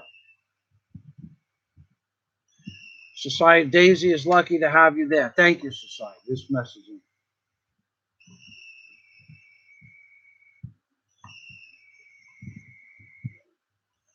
Okay, why would society ask me this kind of a question? Why would you do that? Okay, so here's what I'm going to do. We'll do a little work here. You know that was coming. You knew that. Now, I don't know if society is a joke. Oh, yeah. Yeah, I guess I'm going to have to. Society, you made so many nice comments. Society is a joke. Why would you become a troll? What? You want to explain to me why you became a troll? And before I go to work, do my trabajo? Okay, let's just scoot up here a little bit. If society isn't a joke, you need to a public apology, and you need to do it now. Okay. Otherwise, I'm just going to eliminate everything that you said and block you from any of my live streams. So put up a nice public apology. I want to see if your other one was that. No, that was somebody else. No, that was somebody else. But a nice public apology would be nice. Okay, Scott Del Fuego. Michael ties in the shady part of the Vatican. Ah, he's talking about my book. I already know, Scott. Scott bought one of my books and looked at it in an objective manner. I might not be right on. I could have made a lot of mistakes, but I have more truth in my book, Angels on the Ark, than any other person that's ever written a book about the Vatican. Okay? There is nobody. I don't care about all these Vatican experts and all that other blah, blah, blah stuff. They are experts in what they did, but I have proven what I said to be true. And now it's even more proven that I said that there was a lot of pedophilia occurring in the Vatican and that the Pope Ratzenberger was gay. And I didn't know Pope Ratzenberger was gay. I had no idea he was gay. I just thought he was gay. I felt like he was gay. It felt like looking at the man, he was a gay man. And I was right. And I put that in my book. I even mentioned the Pope 237 times in a very, very, very strange, shall we say, mannerism. In my book, Angels on the Ark, I demolish the fact that the Catholic Church is anything other than a satanic organization. That's what it is. It's being run by criminals and corrupt. The Vatican, this is all from Scott Del Fuego. So see how I get sidetracked, but I'm sidetracked with the truth. 2 weeks ago, it came out that the Vatican has given $5 billion to hush money to families of people, children, girls and boys that have been molested since 1955. I only remember 1955 because that's when I was born. But 2 weeks ago, it came out that the Vatican, that's $5 billion. That's $5 billion in financial records. But the Vatican collects cash money. The church collects cash money. How many tens of billions of dollars more do you think that has been collected in cash that they paid off in boxes of cash? Maybe the agreement was a legitimate lawyer's agreement, but the money was paid off in cash. I would say that the Vatican is lying about the $5 billion that they paid off for child molestation. I would say it's closer to 40 or 50 billion. I could be wrong. Could be only 10 billion. Either way, they're lying about it because anything that the Vatican says is a lie. Okay? That's the truth. Now, they have this huge statue that represents Lucifer. I don't know what the name of the statue is, but it's 66.6 feet wide, and I think it's 16.6 feet high. Okay, we have the sixes. So we have the sixes and we have the statues. That's what it was when I did my research back in 2007. They might say it's 68 feet now. And who would ever know? You can't go into that room. It's not a public venue. But back then, that's what the measurements were stated on the internet.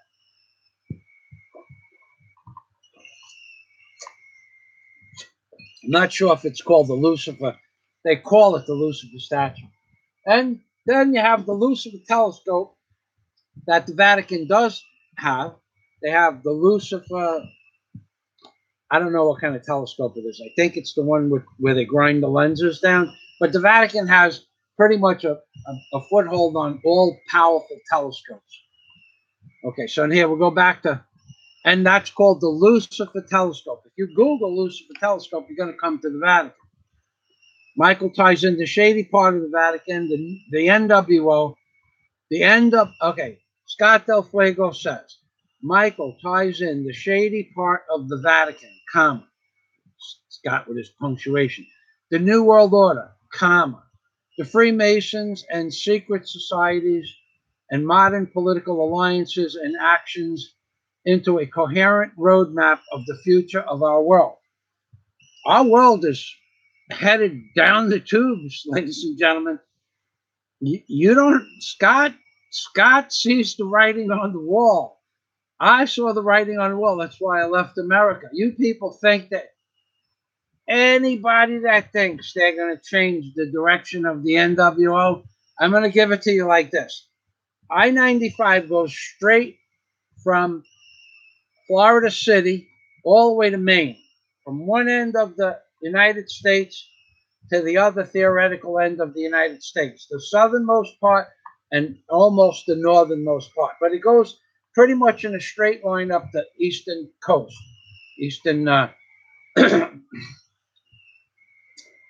the Atlantic Ocean. Okay. Now, if you want to go from Florida and you are, let's say you're a New World Order type of guy, you want to go from Florida and the other end of the New World Order is in Maine, you can do that. It's 17 or 1,800 miles. Okay. You go straight up the coast. Like Mr. Obama, he was going. Now, but when you get to Washington, D.C., you have a choice.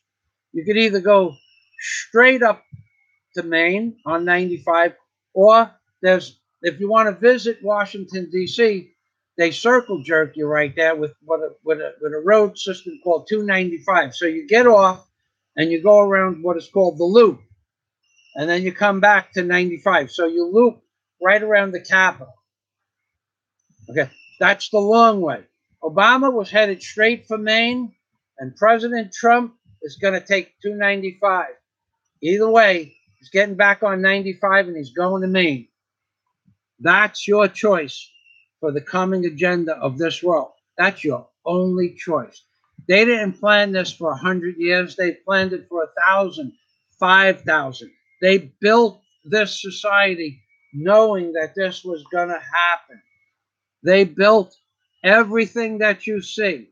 My personal opinion is we are a mining agency for other worlds and entities, and we just create stocks and stores, which means food stores and food stocks, gas stocks, metal stocks, and titanium stocks, copper. We just process these metals and foods for people, entities, quasi-human beings that don't even live on this planet. That's my personal opinion.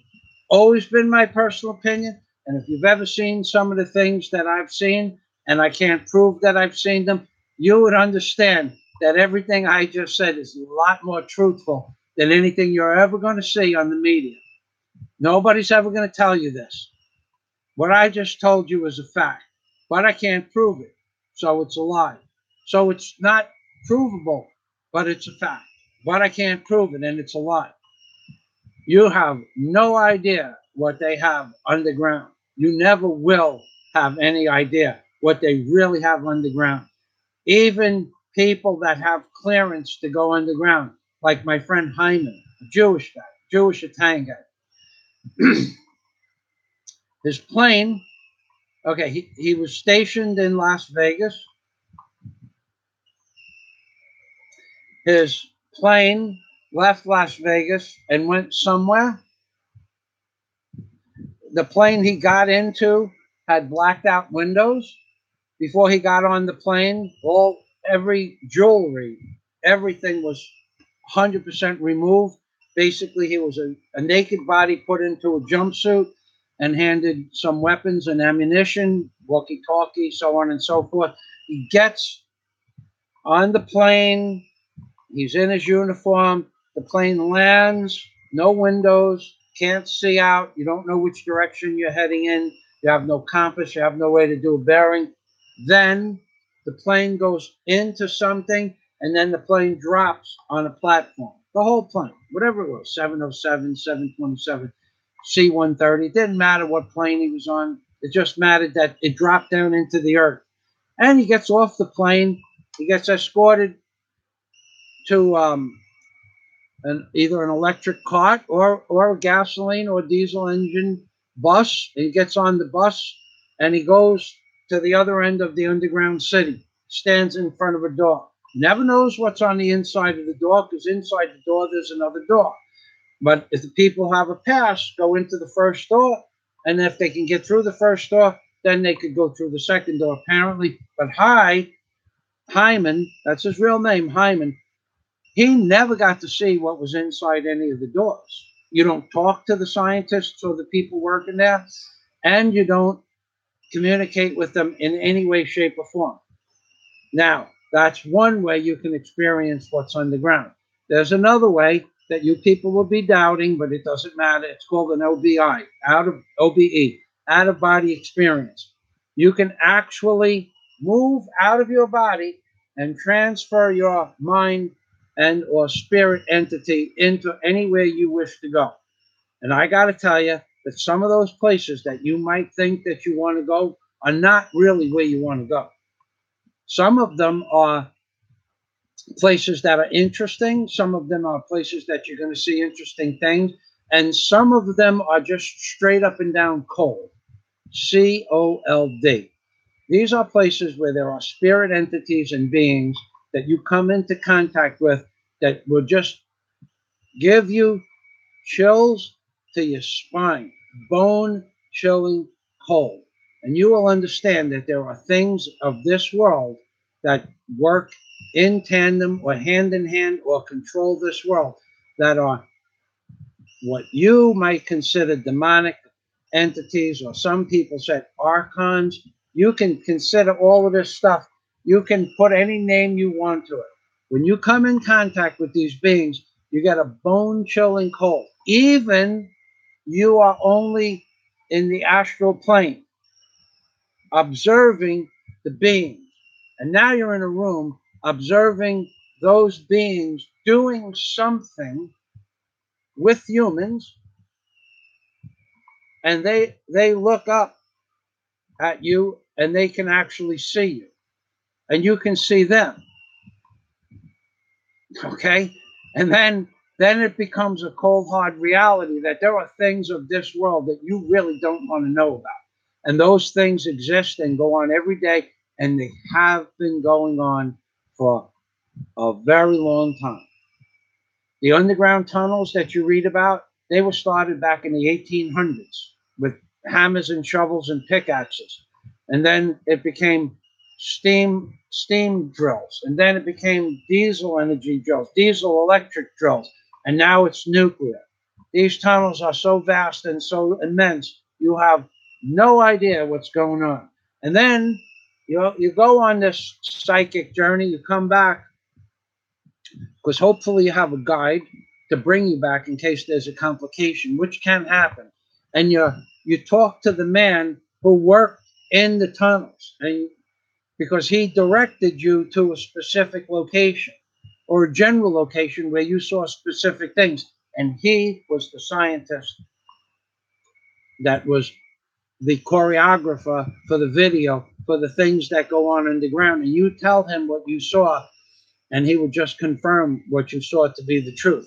But he didn't tell you what was there. You saw it, and you confirmed it. When you come back, you tell Norm what you saw, and Norm tells you, yeah, that's pretty close to the way it is.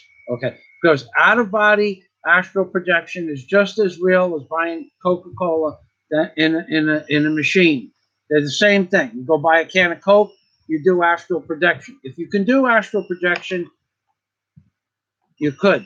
If you did it long enough and eventually you'll come across something that just is too bizarre for you to handle, you'll stop.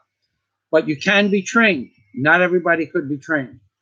You could get 1,000 people that want to learn how to do that, and maybe 2 or 3. Underneath the guise of a full-blown esoteric master, 2 or 3 out of 1,000 can do this. Okay, so you people think that the world is one way, and I see the world as something different. I put it in my book, Angels on the Ark. And Scott kind of sums it up, which is what he does best. Maybe that's because he writes on a professional level. Okay, so I nailed several topics and combined them in the book where you could see that they exist and that this is a reality. But people take it as fiction, but it's not fiction. I demanded the book be wrote underneath non-fiction. I was told don't do it. I was told just don't do it. Keep it fiction. Protect yourself from the people that you're exposing. I said, no, I'm not going to do that. I'm going to put it down as non-fiction. If I'm going down for the truth. I don't hold nothing back when it comes to the truth. I tell you stories about stuff. You should believe those stories. Okay? I'm not like these other clowns on YouTube that go around blah, blah, blah, blah. They're an expert on this, or they go around. I have more fun on my videos than most of these people can even comprehend because they have no personality. But I don't go around making up stories about the people in the Philippines. You got a guy, the ladybug hunter. Yeah, let's just call him the ladybug hunter. Hey, my meeting, 1,000 hellos. He didn't actually say hello to 1,000 people. It's a lie. Okay, he should have counted how many people he said hello and then put down 372 or 187, whatever it is. So I don't even lie about stuff like that. If I said hello to everybody, I'd count it in the video and put down. So my point is, and I don't deal with street people. I deal with street people for 10 or 15 seconds. How you doing? You look really good. You're very handsome. You look like Sylvester Stallone. I move on. I don't want to have anything to do with street people. I don't talk to street people. I don't talk to street girls. I've never been in a bar in the Philippines. That's the difference between me and some of the other bloggers that want to go to the red light districts. That's sick. That is just totally sick. There are so many things that could go wrong. And you're in a foreign country with no backup. There are so many things that could go wrong in a red light district. Or walking down some stupid alley. So you could say, I walked down the most blah, blah, blah. Yeah, you got lucky. You get lucky. Everybody gets lucky. I've walked through Harlem at night. I've walked through East New York at night. Just the way it is. You get lucky. Okay? And I'll tell you right now, East New York, Brooklyn was a lot more scary than any place in Manila ever could be back in the 70s. I got news for you. And same with Harlem. And Spanish Harlem, too. Not just black Harlem, but Spanish Harlem. And I walked through all those places at night, alone and sometimes with my friends. We were just young and stupid. I would never do it now. So Scott kind of sums up what's in my book. Thank you, Scott. Scott, go, Bobo. Hi, Michael, been following you. So Scott says, to interject one more time, Michael ties in the shady past of the Vatican, the New World Order, or the NWO, the Freemasons, and secret societies, and modern political alliances and actions into a cogent roadmap of the future of our world, digressing back for further proofs of that. What you need to do, and I'll put it in the link in the description box, Google the report from Iron Mountain. Now, it's a political commentary from a group of sequestered scientists and supposed geniuses from the Kennedy era days in Kennedy's cabinet. They put these people together to find out, under the guise of doublespeak, how they could keep the world from falling apart. And then they would say, well, the world would not fall apart as long as we can keep our rivers and streams clean. Well, as it turns out, the rivers and streams are no longer clean. And then in the report from Iron Mountain, how can we prevent the most catastrophic possibilities? Well, we could keep all our nuclear containment confined in safe and storage. That would prevent the world from having catastrophic viruses, cancers and tumors and stuff like that. And now that's not happening either. So the report from Iron Mountain was written on how to save America. Has nothing to do with saving America. It has to do with a detailed, systematic, in-your-face roadmap, as using Scott's word, roadmap, how to destroy America. You don't believe it? Anybody with half a brain can read it in 3 hours and reread the parts that they need to reread in 3 hours. If you're really smart, you could do it in 45 minutes. It took me 3 hours. And I read it a couple of times after that. There is nothing in the report from Iron Mountain that's supposed to save society that saves society. Tells you, how can we prevent weather catastrophes? Well, we can prevent weather catastrophes by not allowing people to control the weather. And what do we have? We have controlled weather. It was like a playbook, an NFL playbook of how to destroy not just America, but the world in your face. And there's hundreds of documents like that. Thank you, Scott.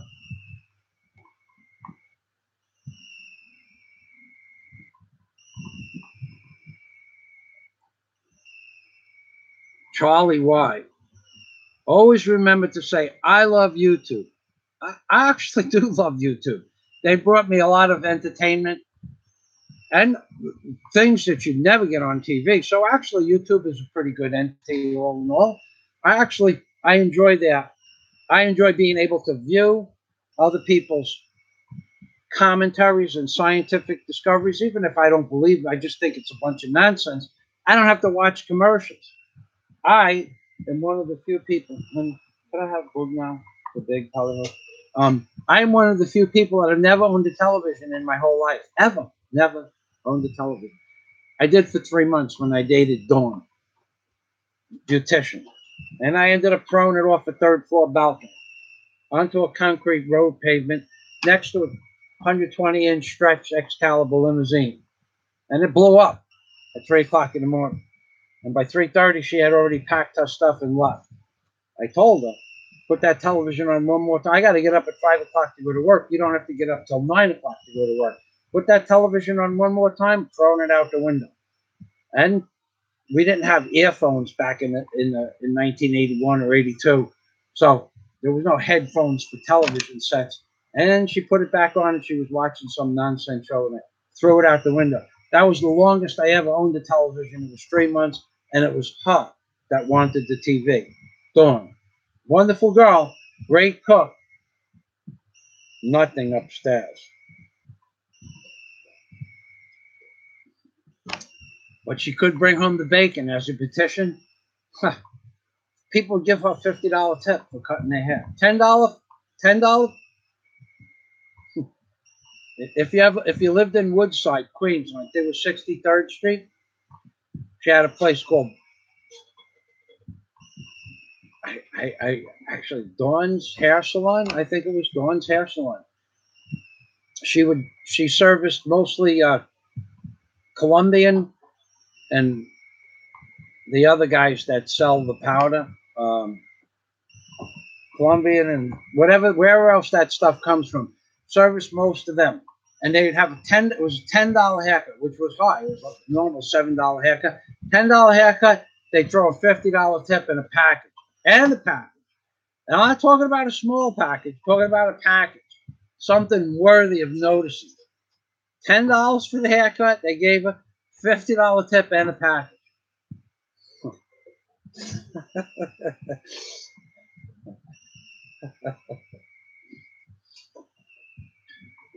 She used to make a fortune cutting hair. More money than me, that's for sure.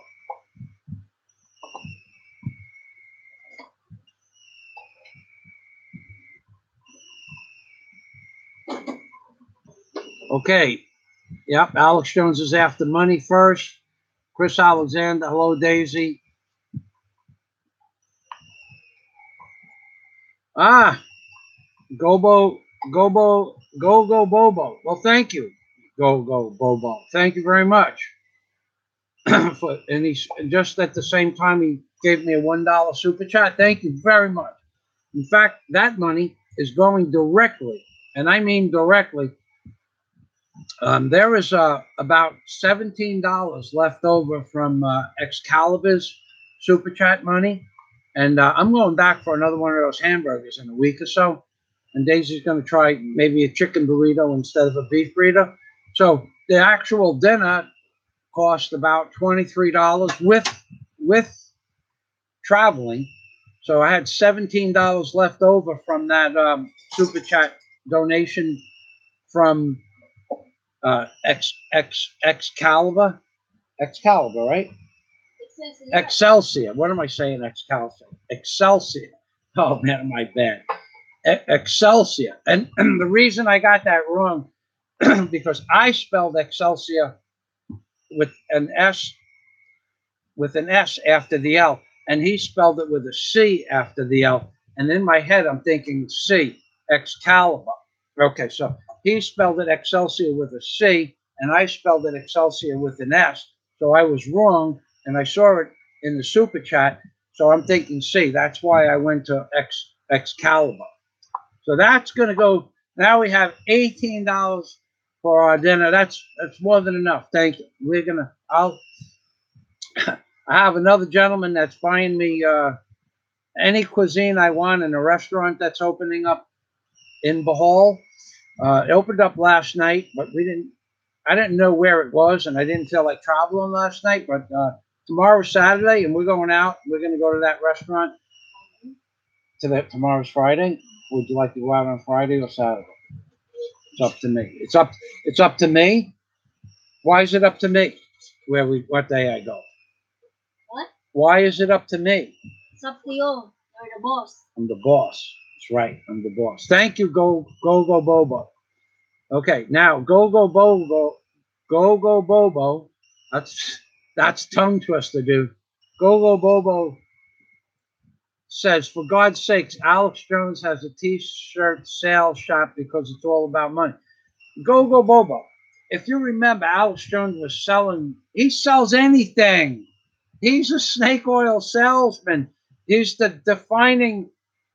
he could be defined as a snake oil salesman. He'll sell anything. Remember Tangy Tangerine that had arsenic in it?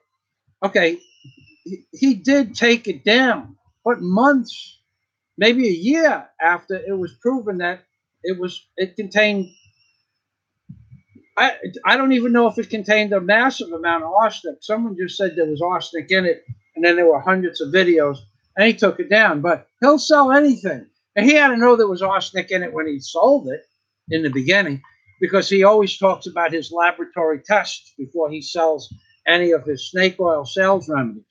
So he had to know there was arsenic in it. He just overlooked that little fact. Now, I don't want to touch this table too hard. We got 2 hours into this now, which I find amazing.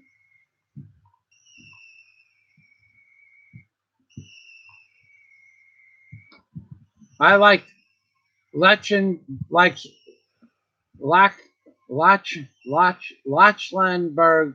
I like the flying Obama back to the sarcophagus. Mr. Obama, they want to see you fly. I'm coming, Michael Fazio. What are you doing, Mr. Obama? Come on, get off of there. This is not that kind of show, Mr. Obama. Put the DOD away. And the DOD is away. Cannot be walking around with the DOD, riding the DOD every day. I heard you scuffling around in the box last night. Sounded like there was a chipmunk underneath the bed. They want to say hello to you, Mr. Obama. Yes, go Bobo. I'll buy you a Jollibee spaghetti with the $1 that you gave me for my super chat. I'll be happy to do that. What mall do you want to meet in? Are you in Bohol? I'll put that $1 towards your. I don't know. Can you buy spaghetti for $1 in Jollibee? I'm gonna. No, it costs 60, I think. 60 pesos. That's great. Me and you will have spaghetti together. I'll throw in the other 20 pesos. We'll have 2 spaghetti dinners.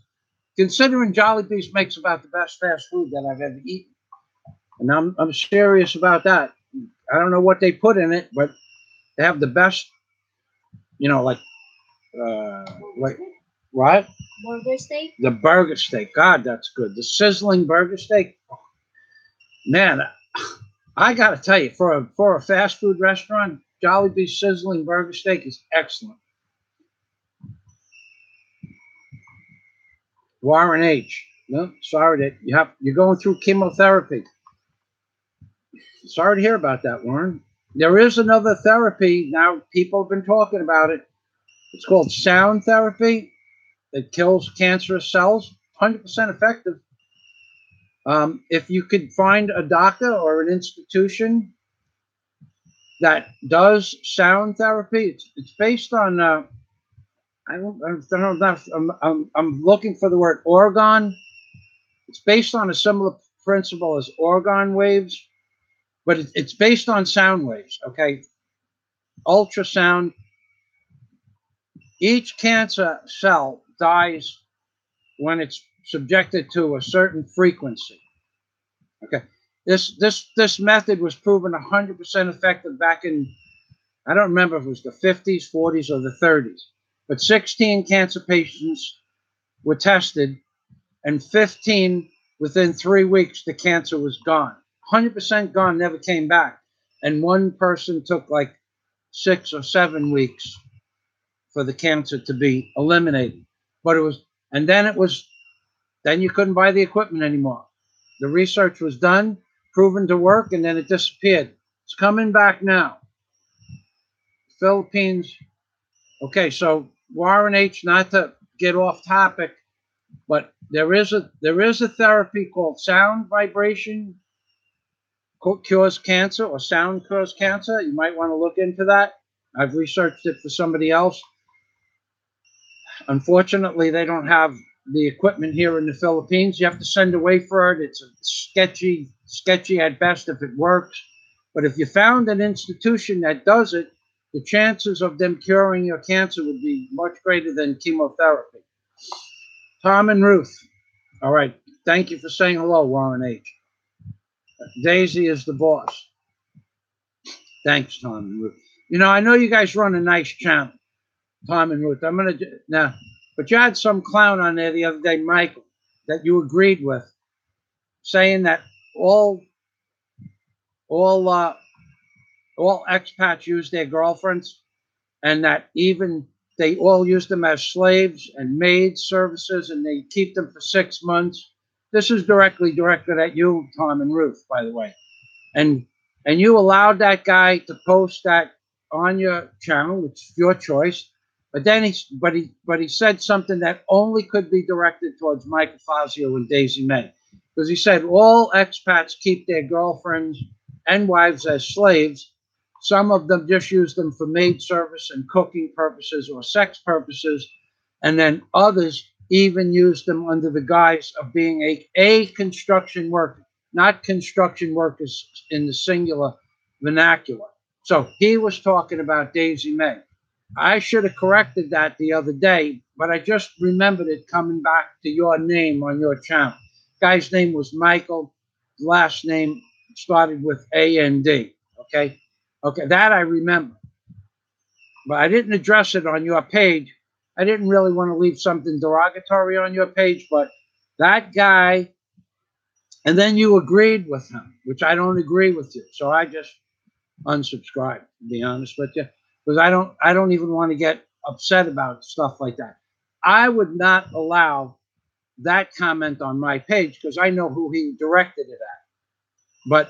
And you had to know who he directed it at too. And then when you agreed with him, I just unsubscribed, so I don't get updates to your videos anymore because of Michael and his nonsense that he posted. Nothing personal, but I would have took that comment down, or I would have addressed it. But I don't feel it's my place to address it on your channel. This is one thing I don't do, is I don't go to other people's channel and interfere with their viewpoints. The few videos I did recently addressing the construction industry in the Philippines, those were just about the construction industry. Well, I might have been a little bit aggressive, but I don't like people that lie. I don't like people that deceive other people. I don't like people that will make somebody think that the right way to do something is one way when it's not that way. So I won't let that happen, especially in the construction industry. So now, nothing personal, but I unsubscribed from your channel because of that guy, Michael. And I know that, that doesn't mean anything to you, and it shouldn't mean anything to you. But I don't let people put that kind of crap up on my channel. And I never did. They put crap up on my channel, and if it's not true, I cut it, I delete it. If it's true, like I'm fat, okay, call me fat. I'm fat, so I leave it on my channel. Call me a pervert, I delete it. Call me a pedophile, I delete it. Call me crazy, I leave it. I'm crazy. Call me, say I'm HDHD, I delete it because I'm not HDHD. Okay, I'm a hyper person. I've been straight and clean for so many years, you people wouldn't even understand what it means to be straight and clean. Okay, back to the comments after Tom and Ruth go over. People in Howard Beach, Queens by the Social Club or in the Patch in Chicago, Illinois, learn not to stick their noses in someone else's business because they might lose it. Yeah, that had nothing to do with Tom and Ruth's adventures, but that's probably true. You really have to be, if you're going to address an issue and you make it personal. There were people that even lied and said I made some things personal by calling certain people certain names. I went back and reviewed the video and put the timestamp down of what I said and the derogatory, what would you call that? Not a superlative. The derogatory prefix to the word I used, clowns, was not there in the video. So they exaggerated. So that I didn't even make it personal. Could have made it personal, but why should I? Okay. When I tell you I wouldn't walk through Manila and talk to gay people and ladyboys and street women, that's not. That guy can walk through Manila all he wants. I'm happy that he gets to do that. I wouldn't do it. I don't think it's beneficial for mankind, the videos he's producing. I don't think the videos are beneficial for anybody except people with like-minded thought processing. But I don't go onto his page and push the down button. I don't go onto his page and comment. I might be able to. I haven't commented in probably over a year. I might be able to. I don't think I'm blocked, but if I am blocked, I don't know because I never went there to push the button up or down or make a comment. None of my business what he does. It was only my business when he interfered with my business. And then that video is now on Patreon only because probably I could get thrown maybe a warning for hate speech in that video. There is no hate speech. It has 3,000 views. It was flagged 100 times. When I posted it originally, it was flagged. People tell I flagged your video. That's nice. Make sure you get my name right, Michael Fazio. I'm flagging your video. That's nice. Flag it. Keep flagging it. The more you flag it, the more YouTube just doesn't even, they ignore it. But maybe now it's set as age restricted.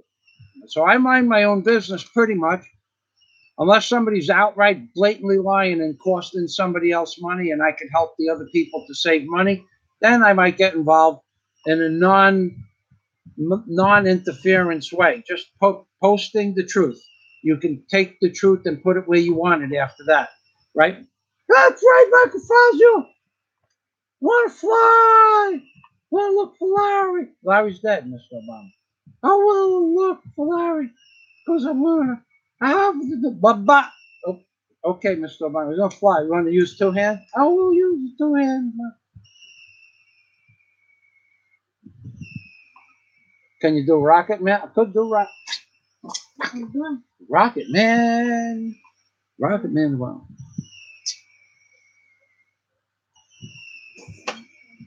Okay, Tom says, I just took my wife and daughter to see Tom Cruise. New movie, Fallout. Yeah, Tom Cruise makes great movies. No doubt about that. The point is it was the first time for them in a movie.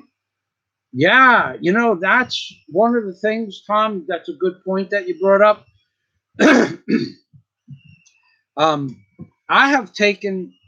I took one girl to a movie theater in Cebu, and she said she was never in a movie theater. And she lived in the city of Cebu. And I got to tell you, the movie theater, Filipinos cannot afford to go into a movie theater in a mall.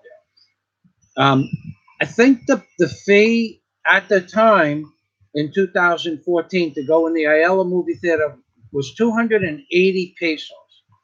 But at the time, I think the peso rate was in the high 30s or low 40s. So that was actually $7 American per person. Okay. And at the time, the average Filipino wage was about 28 pesos. So they would have to work a 10-hour day to pay for one movie ticket. But if they saved 10%, they'd have to work for 10 days to save 10% of their salary for 10 days to go to one movie theater, one ticket. So if they wanted to take their wife, they would virtually have to work for 20 working days, save 10% of their salary so two people could go see one movie for an hour and a half. So I'm going to take Daisy to a movie theater soon, but she doesn't want to go. She thinks it's a waste of money. But Your movie over there is good. yeah. Your movie already in the Netflix. She's saying we have the Netflix. You know, for many months I called up. You want to hear something about the Philippines? This is when talk about people that don't tell you the truth in the Philippines. Okay, 3 months ago we canceled Netflix, right? Okay, 3 months ago we canceled Netflix.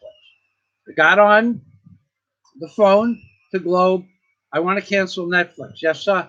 Your account number, your telephone number. Yes, sir. We canceled it. Okay. I go back, and that's it. I canceled it. Right. So I see it pop up on my in my email again. So subscribe to Netflix. It was a subscription inquiry.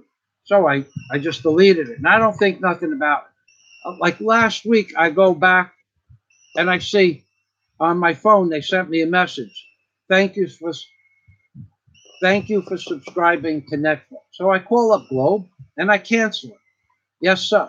Now the reason that I didn't get an introductory thank you for Netflix, and I canceled it because this guy here just got a $60 million upfront payment for Netflix. So I canceled it.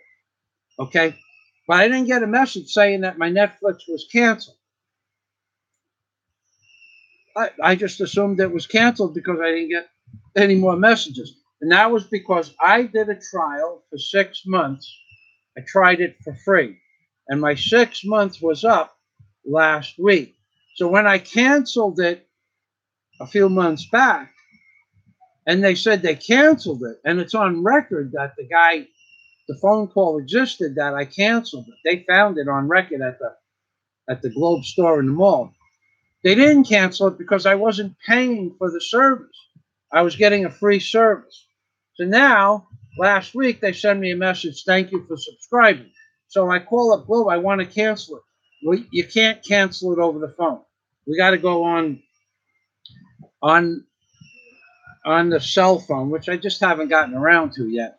And you have to sign into your Globe account, your Netflix account.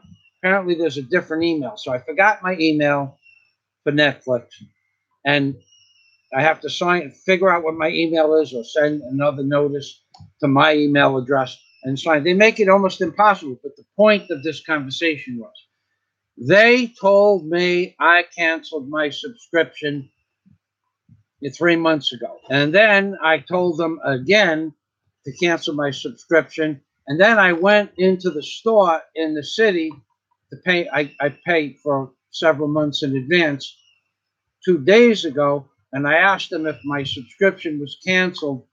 And they said no. And they explained to me that you have to sign in with your cell phone. And she told me how to do that. Just didn't. But this is So the first woman lied. Then they kept me on the phone for 45 minutes. This is what you can expect when you get to the Philippines. You can expect people to say anything you want to hear as long as money is going in their direction. They have no remorse about telling you a lie, none whatsoever. Haven't met a person yet that cares about the truth in the Philippines. Haven't met anybody in the Philippines. If there was money going into their coffers, their pocket, their business, they will say anything to keep that money going in. No one will say, yes, so the vegetables that you bought, even though, digressing back, I bought vegetables 2 days ago. I said, this cabbage is, please give me a head of cabbage. This cabbage is not fresh. Yes, sir, it's fresh. It was all rotted on the bottom of the cabbage. The core was rotted. You could stick your fingers, brown and mushy. I said, this is not fresh. Yes, sir. We bought this. You really can't see it, but this is the biggest head that they had, and we peeled back some of the skin. But this part here, the core, see how it's rotting here? They cut that off in the store, but that was rotted down a ½ an inch, so they had to cut a ½ inch of that and all the leaves off it. And this is what I had left for cabbage, and 60 pesos a kilo. I bought 5 or 6 of them. But she told me it was only 1 day old. And I said to her, it might be a day old, but it's a week-old product. Maybe it was sitting in a truck in Mindanao for a week. I don't know. It's not fresh. Yes, sir, it's fresh. I called her a liar, and I made no bone about it that she was a liar. And I told her, you're a liar, and I don't want to do business with you. Have that man over there come and take care of my purchase, okay, please? And she did. But she got pissed off that I called her a liar. And then I said to the man, the first thing I said, before I buy anything, I'm going to ask you a question. Do you understand English? Yes, sir. Is this cabbage more than a week old? Yes, sir. Yes, thank you. And I bought it. But they will lie to you here. They have to sell. You tell the man, not that man, tell Peter, my friend Peter, in his store this went on, I want 5 cucumbers. He puts 8 or 9 in your basket. So Peter, I told 5. Yes, but they're fresh. Well, I only want 5. I want 5 fresh ones. Yes, but they just came in yesterday.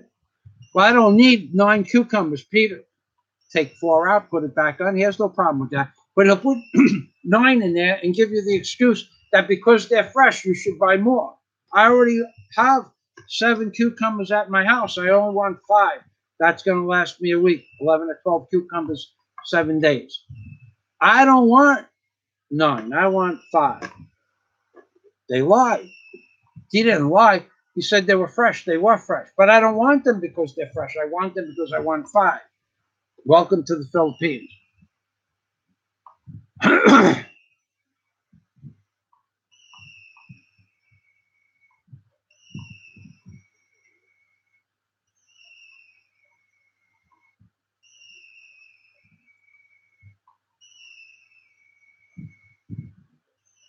Well, I don't know. Lefty all around's talking about some place called Winnipeg. I don't know where that is.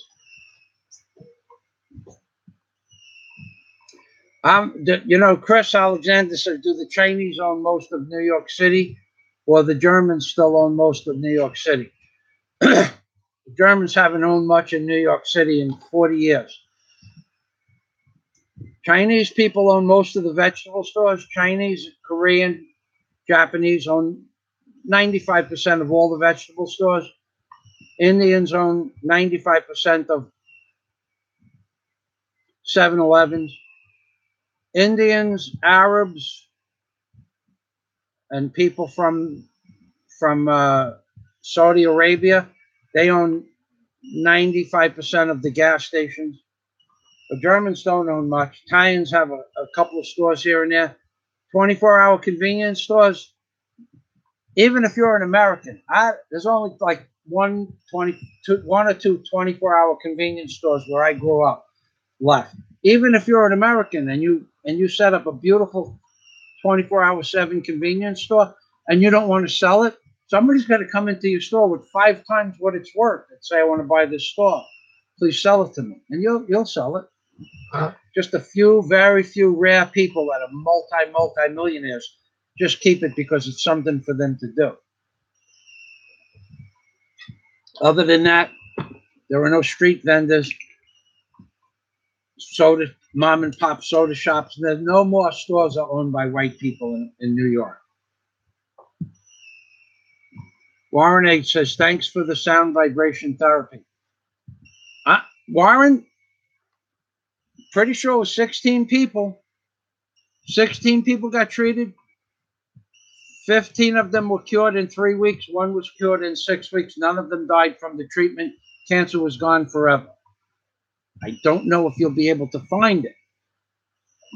I'm sure that the government said this is something they don't want to, but this is real. As everything that I read about this, there are many, many, many articles about the sound therapy, and many in association with the scientists that did this experiment. These were not doctors. These were doctors, scientists that did this sound therapy on cancer, and it kind of makes sense because every molecule has a vibratory rate that it will be destructive.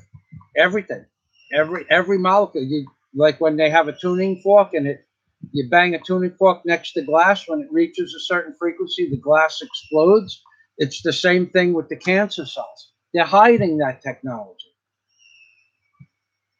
Okay, Lachlanberg,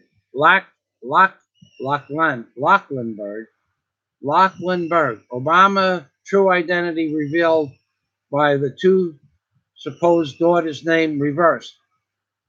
Malia and Malaya, Alayam,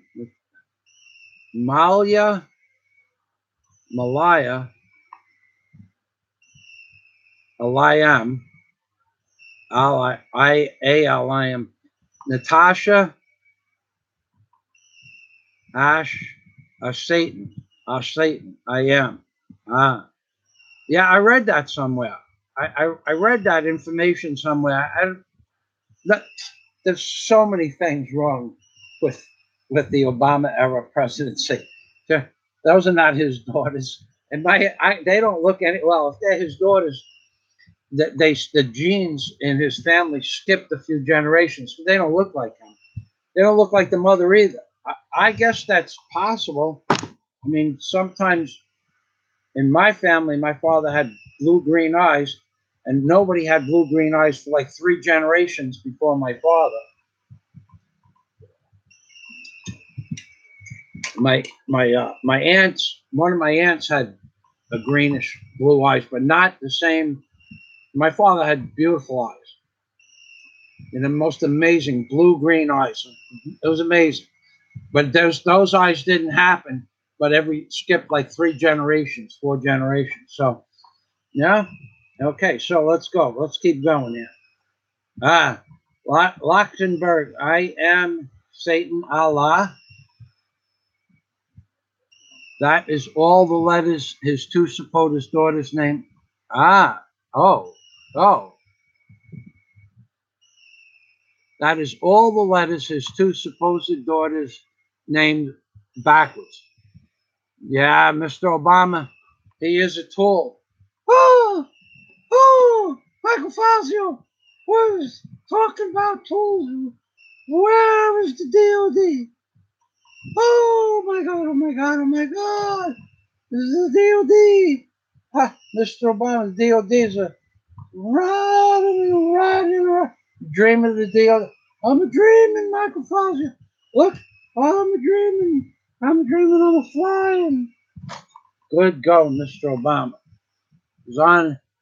Mr. Obama, keep it down over there. Yeah, Mr. Obama. This is somebody. Michael, Obama is a tool. I agree.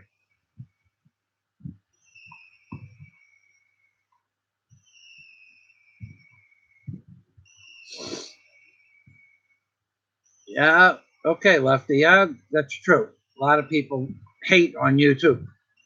I could be really sinister when it comes to being derogatory.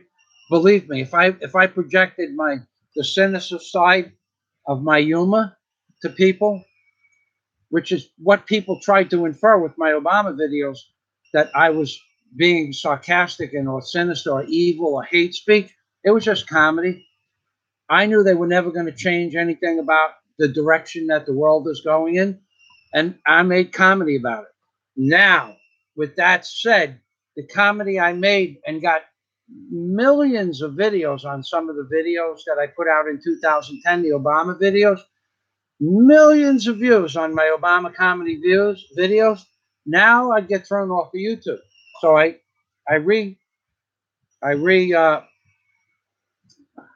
reclassified them as age restricted, and I only put the crazy ones on my Patreon account. So I can't. So it's a separate venue, has nothing to do with. And the really crazy ones, you'd have to become a member for $10 a month to my Patreon account, and I doubt that anybody's going to do that. I only get maybe one subscriber a month, and that's because I understand that people don't want to pay to watch stuff that used to be for free. But you can't watch my Obama comedy or my John McCain comedy or my political satire comedy. You can't watch that on YouTube anymore. So it can't be free. I said I could put it for free on Patreon, but then I have to address the comments and the commentaries that I don't do everything for free. The only reason why I'm here today is because of this foot. Okay, this foot.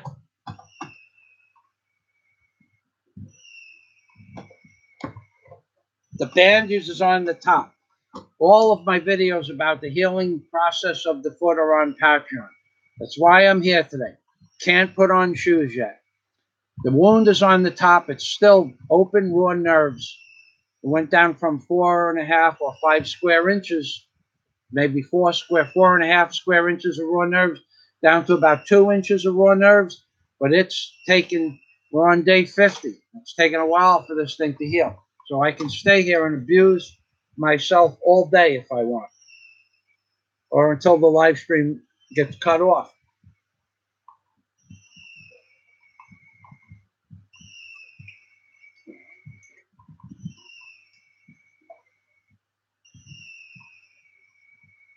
All right. Okay. All right. So lefty all around. Jim. Do you know that George Bush Sr. was involved in the shooting of President Reagan? No, I read about that, but no one ever proved it. See, there goes your free speech again. And his name was not Inkley, his name was Hinckley. But I know that was just a spelling mistake, but it's Hinckley, Hinkley. Yeah, that I remember. That part I remember, that he was friends with Daddy Bush. But that doesn't mean what his father wanted him to do, he did. There's no proof. See, there you go, no proof. See, I'm the person that proved the Vatican controls America. I gave you proof. No one will address it. But if I made up a story saying that the Vatican was completely separate from America, that the Vatican had nothing to do with the if my theme would have been that the Vatican is a separate entity, not controlled by America, I have my videos would be famous. And they were on my first channel. Some of my videos got 1 million views a month. But then Google took it over. And I love Google. They took it over. And I got strikes for nonsense. I got a strike for having too many tags in the description box. When actually all I did was, you put, like, say you were allowed to have 500 characters of tag. Well, when you're making the video, you look in the search engine, Google search engine, to see what tag represents, what's a good tag. Like if I want to put Outback Steakhouse makes the best hamburger, just Google best hamburger and see what other names come up. And then those are the tags that you put in the descriptions box besides best hamburger. Well, I had those in the description box as optional tags. So I put the tags in the tag box, and then I still had the tags in the description box, but there were many more tags than allowed, many more characters. I got a strike for that. Go figure. Nobody else ever got a strike for that, but I got a strike for that when Google took over the YouTube. Then I got a strike. Somebody went by in a car or a boat in my backyard. I didn't even hear the music playing, but their computer picked up on the music, and I got a strike for that. Okay, and so this is a channel that is getting 15 to 20,000 views a day. I'm earning in 2011. I'm earning on YouTube $220 to $260 a day, not a month, a day, on my revenue from my videos. They just thought I was making too much money. And then one video I was a little sarcastic, and I referenced a woman and to a thing, and that was considered hate speech. But actually, it was I did it in a comedy method. I did it in the same venue I did Obama, but I don't know, they gave me a strike, so my channel came down. I think it was because I was earning $220, $250, $240, $260 a day on YouTube. I don't even make half that on YouTube. Not even close to half that now. With 1,500 subscribers and a few hundred videos, I was earning average $30 a day, $3,850 a month on average income from YouTube. And now I have 20,000 subscribers, Google and YouTube, which is 15 times the amount of subscribers. I had a few hundred videos. Now I have 2,400 public videos. And now I earn less than $100 a month on YouTube. So that's why I have a Patreon account.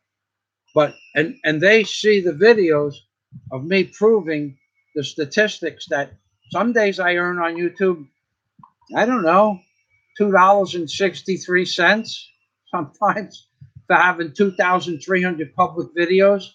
And I get 90,000 views a month. No, excuse me, wait, I think I misspoke there.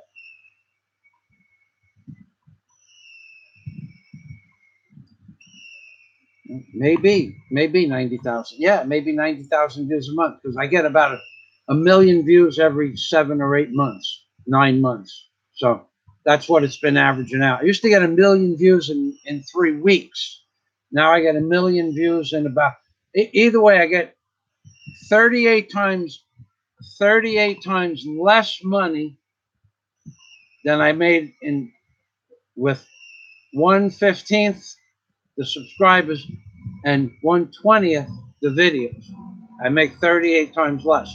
So you people think it's easy making videos on YouTube, and then if I say that I should get paid for my Patreon account, and you say, you should do it for free. You know what? You come and do this for free.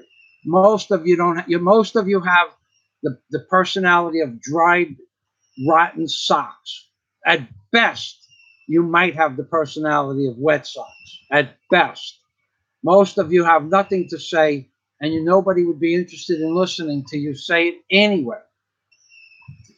I watched a guy talk about canned food this morning for an hour, and I don't know how long his video was. It might have been a 1-hour video. How he stocks cans in a cabinet and how he rotates his food. I watched about 10 minutes of it. Keeps the food very nice. Got nice cabinets. Keeps the place clean. Nice enough guy. But it's not the kind of video I would produce. I could open up my cabinets when I had cabinets and say, this is how I stock my cabinets. Labels forward, new stuff in the back, old stuff in the front. My video would have been about 3 minutes. He talked about it for an hour. Okay, so Jim, Reagan, Jim says Reagan was shot in Washington, D.C., 2 minutes away from the hospital. But it took the Secret Service 15 minutes to get to the hospital and they said they got lost.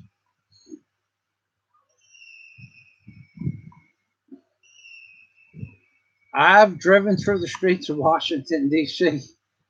There's no rhyme or reason there. It's their names. They come in on angles to each other. You know, when you're in the fight or flight mode, which the agent was in, he could have went down one wrong street and took 15 minutes to get through traffic. I don't know. All I know is that the whole government is satanic in nature.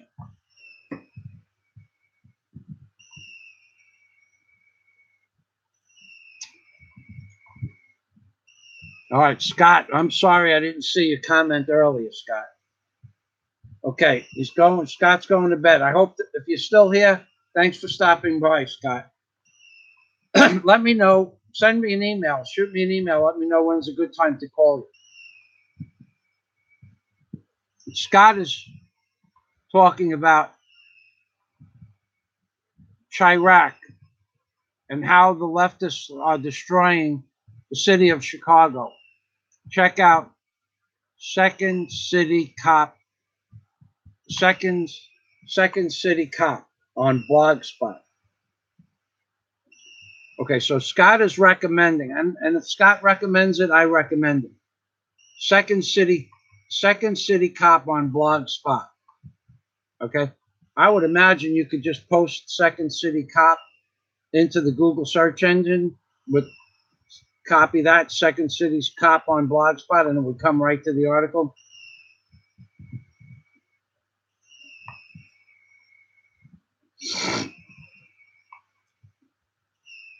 No, Jim, I don't use Magic Jack. I have something way better than Magic. I had bought Magic Jack. It didn't work for me. This was back in 2012. It just didn't work. They have something better than Magic Jack.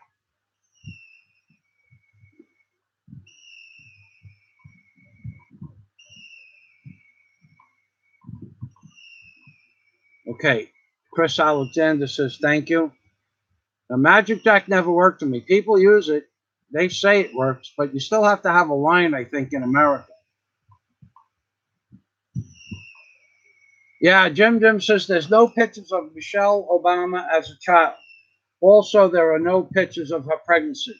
And when Jim says there are no pictures, it means there are 0 pictures. 0 pictures. That's not the 666 sign. 0 pictures of Michelle as a child. There is one of her playing tennis, I think. But that's the one where they say it's not Michelle, it's Michelle's brother. And there are no pictures of her being pregnant. A politician's wife with no pictures of her being pregnant. I believe it. No, Mr. Obama. We're not. No, we have no. No, leave Michael alone, Mr. Obama. I did get him I got him a little Michael doll, but that would probably get me thrown off YouTube.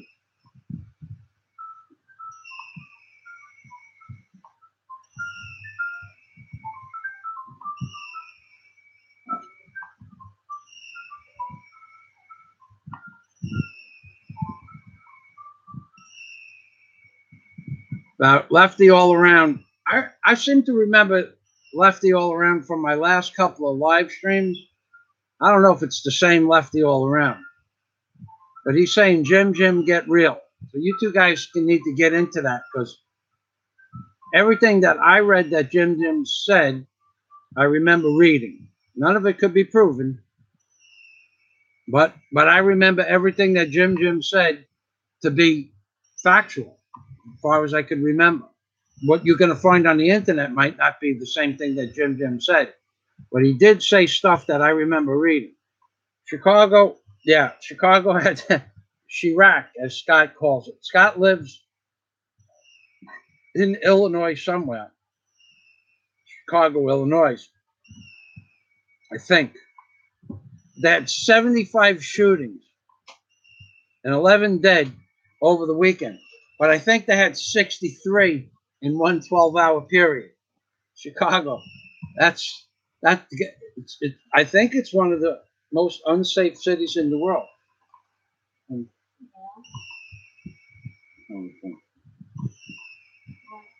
may I have a piece of chocolate? All right, then. Anybody have any questions? Because I'm going to end this live stream. Live stream. Get it? Live stream. One.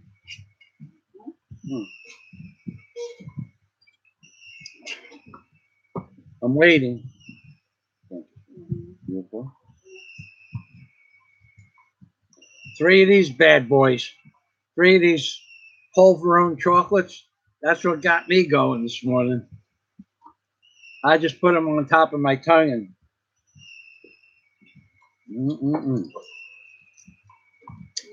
caffeine.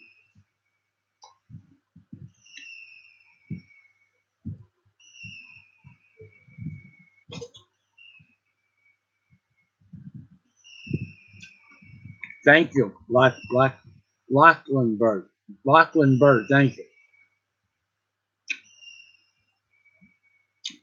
There'll be no work. I don't even do simple stuff out in the shed. I'm not. I dropped something on my foot now. It doesn't even matter if I drop. It doesn't matter if I drop this tube of medicine on my foot.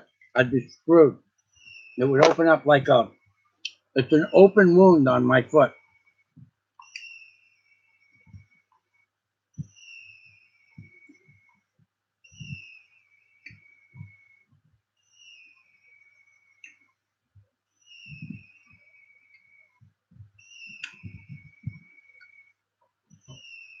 Warren, all right.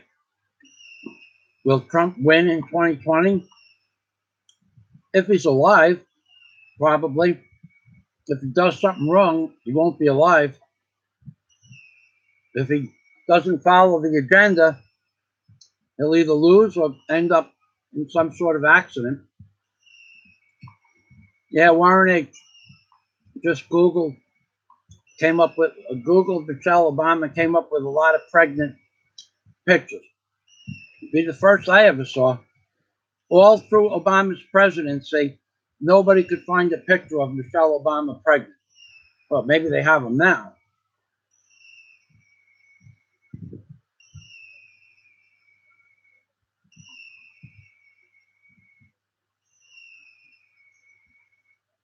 Well, Theo Malik, thank God your comments.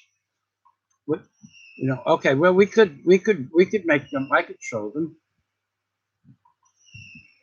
Okay, let's show the comment. Everybody read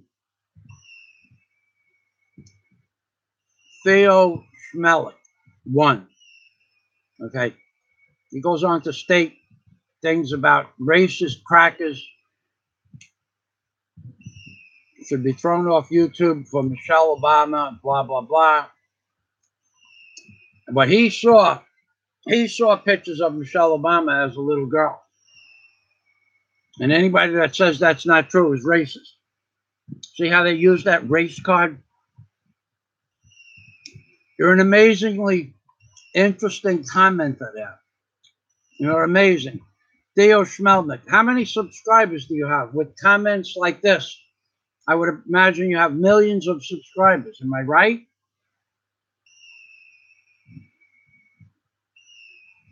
Here's what I remember, Theo,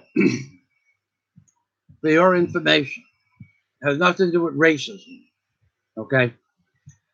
I could not find a picture of Michelle Obama pregnant during the 2008 campaign or in 2009 or 2010. I could not find it. So now you're saying that they exist. They might exist now, but they didn't exist then.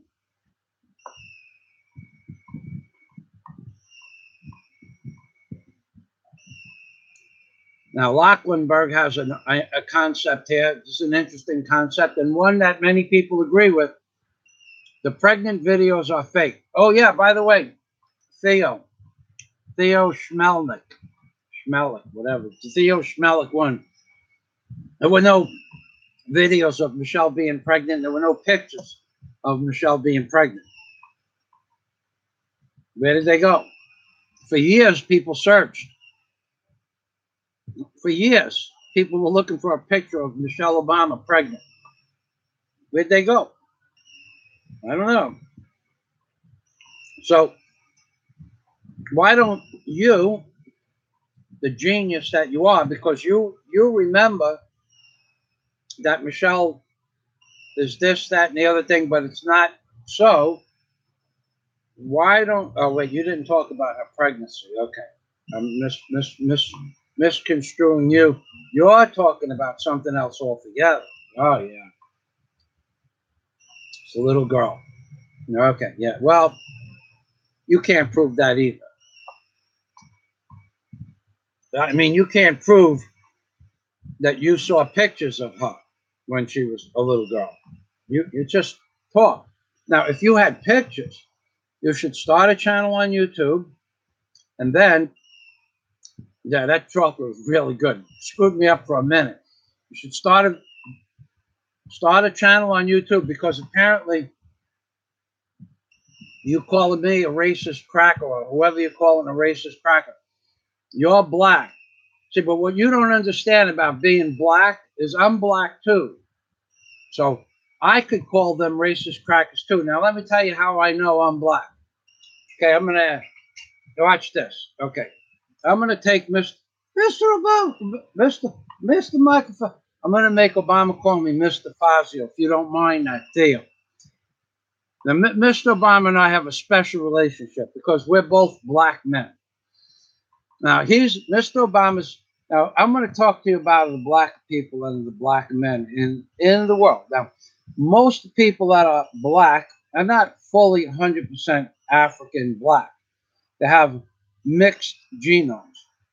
So they could be 80% of black, and they could be 20% of black or 50% of black, but they call themselves black people.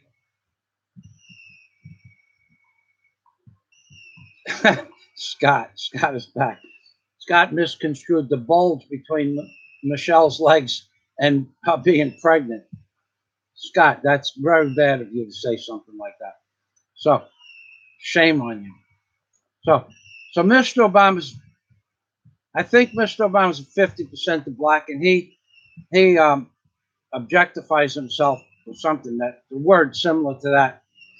He's a black man, but I'm a black man too. So this is mostly for Theo Schmelnick. One, I'm a black man too. Of course, my name is Michael Fazio, and when I have the ancestry of the Sicilian people in Italy, in a longer time ago, one of the Moors, who were partly black, invaded Sicily. They eventually either gave it to the Sicilian ladies like this and like that, or when they took over the country for a short period of time, the Sicilian ladies asked them to take some of the more, so take some more, let's just call it some more. And in Sicily, where the Moors took over the Sicilians, many of the Sicilian women had bicultural babies, which were considered black. Now, over the years, the Sicilian women and their children had a less and less black and a more and more European. But the average Sicilian has about a 20% of black because of the Moors that they gave it to the Sicilian women a long time ago. And the average Sicilian now would be the average Sicilian descendant. I have about a 10 or a 20% of black in there. So I objectify to be black too. So I'm a black man, and Mr. Obama's a black man. He has a bigger YouTube account. I'm a black man. I have a small YouTube account. But I'm telling you, Theo Schmelnick, number one, you could have a YouTube account too. Don't let all those white crackers make you sad and cry. Go out and make a YouTube account and talk to the people, because you're a black man and I'm a black man and Mr. Obama's a black man. We're all black men. You have to remember, we're all black men. 20% the black, 10% the black, I'm a black man. 50% the black, 100% the black, Mr. Obama's a black man, and you called us white crackers, that means that probably you're a black man too. So you should go and make a YouTube channel and become famous like Mr. Obama, because he's a black man. Maybe you could even be president one day, maybe. So I want to thank you. That's right. I want to thank you for passing the racist cracker card on my channel, which thank you very much, because you're a black man. We have let's clap for the black man. See, the black and a clap, they sound alike. And maybe that's where the black came from, the clap. Oh, I don't know. I don't know. The black men have, I don't know about the clapping from the black men, but I do know they kind of dance. They're good dancers. That's right. Mr. Obama, I'm dancing. Who you want to dance with? I want to dance with Larry Sinclair. Mr. Obama, Larry Sinclair's a day. I want, my wants Larry Sinclair. Mr. Obama cannot have Larry Sinclair anymore. How about you go see Mr. Rahm Emanuel, and they have those nice, wonderful bathhouses in Chicago. Go sit down with Mr. Rahm Emanuel, and you discuss CHRUCH, where all of the people are being killed. Okay, Michael Fazio. As soon as you mentioned the bathhouse, I started to get excited. I wanted to the rocket, Obama Rocket Man. Whee! Okay, Mr. Obama. Chris Alexander says, I hope your foot gets better. Thank you. My lefty all around says, I'm craving chocolate. I am pre-diabetic. There's so many ways to cure that, dude. There's so many ways about being pre-diabetic and just being not even near pre-diabetic. You just have to change your diet. I don't have those problems, thank God. Okay. Now, Scott, yeah, leave it to Scott to come up with a theory, boy. Scott says there are pictures of her with a huge bulge.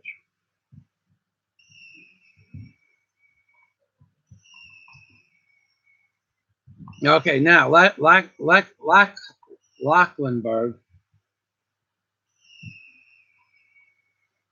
Now, you guys are getting into like theories now. You can't prove any of that stuff. I mean, and if you could prove it, I wouldn't want to be your friend anyway. All right, so now, all right, so we have some really negative comments here. I'm going to pass over those. Okay. Chris Alexander, always I'm blacker than black in my blood. That's right. Well, I'm whiter than the black in my blood, but I'm still a black man because I'm Sicilian. And a long time ago, the Moors came in and gave it to the Sicilian women, and one of the Sicilian women and the Moors, they made it the babies. It became 50% the black, and then over the years, less and less black. But I'm still at least 10% black. I have the genome, the black genome. So I identify it. Of course, that's what I identify as a black man.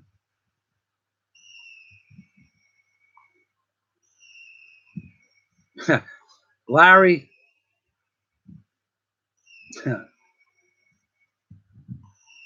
what race does my passport say? I don't know. I think it's wrong. I think it says U.S. citizen.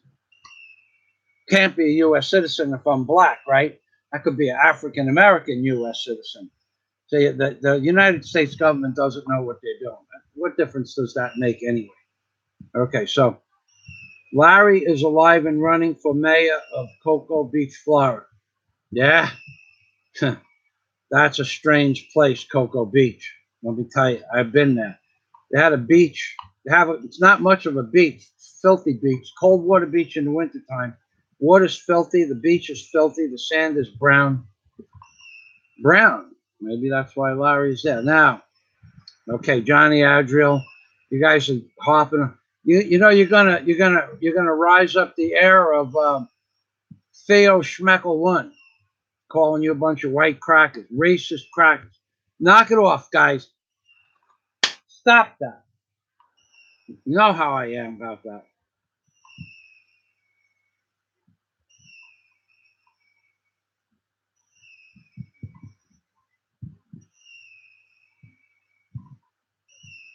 Well, the only kind of gas they would ever put in an aircraft tire would be nitrogen.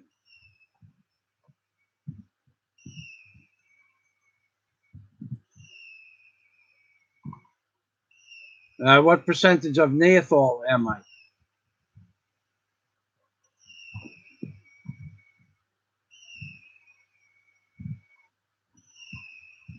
I don't know if I'm any part Neanderthal. I don't know. The conversation is, we're getting off track here. We were talking about Mr. Obama, then went to Mrs. Obama and Larry Obama. We'll make a. All right, ladies and gentlemen, I'm going to say thank you for watching.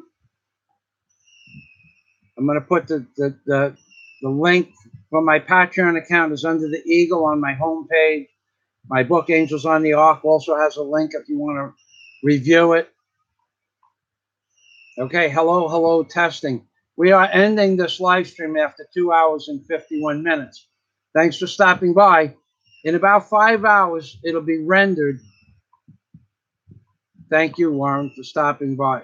Okay, the video will be available within a few minutes to watch, but the quality of the video is going to be really bad. It takes about 6 or 7 hours to render a 2 or 3 hour video. Could even take 10 hours. So if you want to watch this video again, in about 10 hours, it'll be of a high quality. In 1 hour, you'll be able to view it, but it'll be very fuzzy and break up.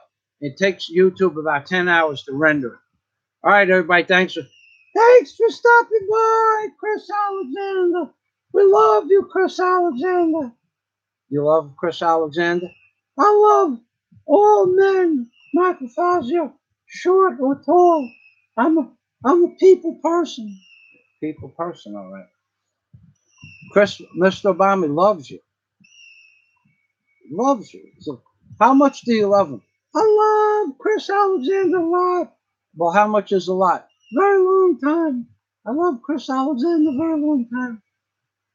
Well, how long is that? I love everybody for all of history. For a long time, I love everybody. Okay. Okay, guys. I'm being Permy from Mr. Obama. And, of course, the baby bomber who made a special guest appearance with his rocket launcher, which is really a little flashlight that we call the rocket launcher. That's right. We have the Obama, the entire male aspect of the Obama family. Because if Mr. Obama had a son, it would be just like the baby bomb.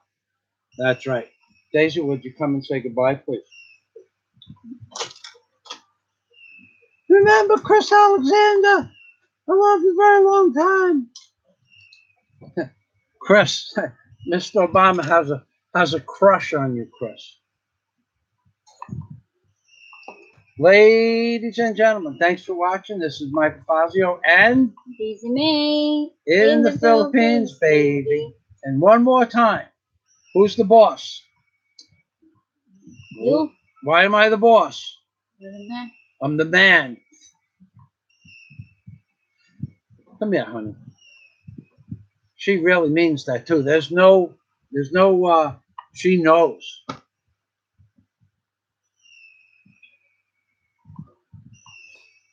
Yeah, I've done some things like that myself, white American expat. Unfortunately, all those videos are only on my Patreon account. Anyway, everybody, thanks for watching. Hope you enjoyed it. God bless. I'm Bing Permy, which means take care always. And if you want to tell your wife that you love her in Visaya, here is how to tell your wife you love her in Visaya. Even if you don't love her, sounds good. Took a while to learn. Gihi Gugma Ko Ikaw means I love you in Visaya. Gihi Gugma ko'i cow. You walk up to your wife and tell her, Gihi gugma ko'i cow. Maybe she'll give you a cookie. Bye-bye. I'm ending it now. Gihi gugma ko'i cow. Gihi gugma ko'i cow. Gihi gugma ko'i cow, Daisy May. Okay. She said, okay, because I'm the boss.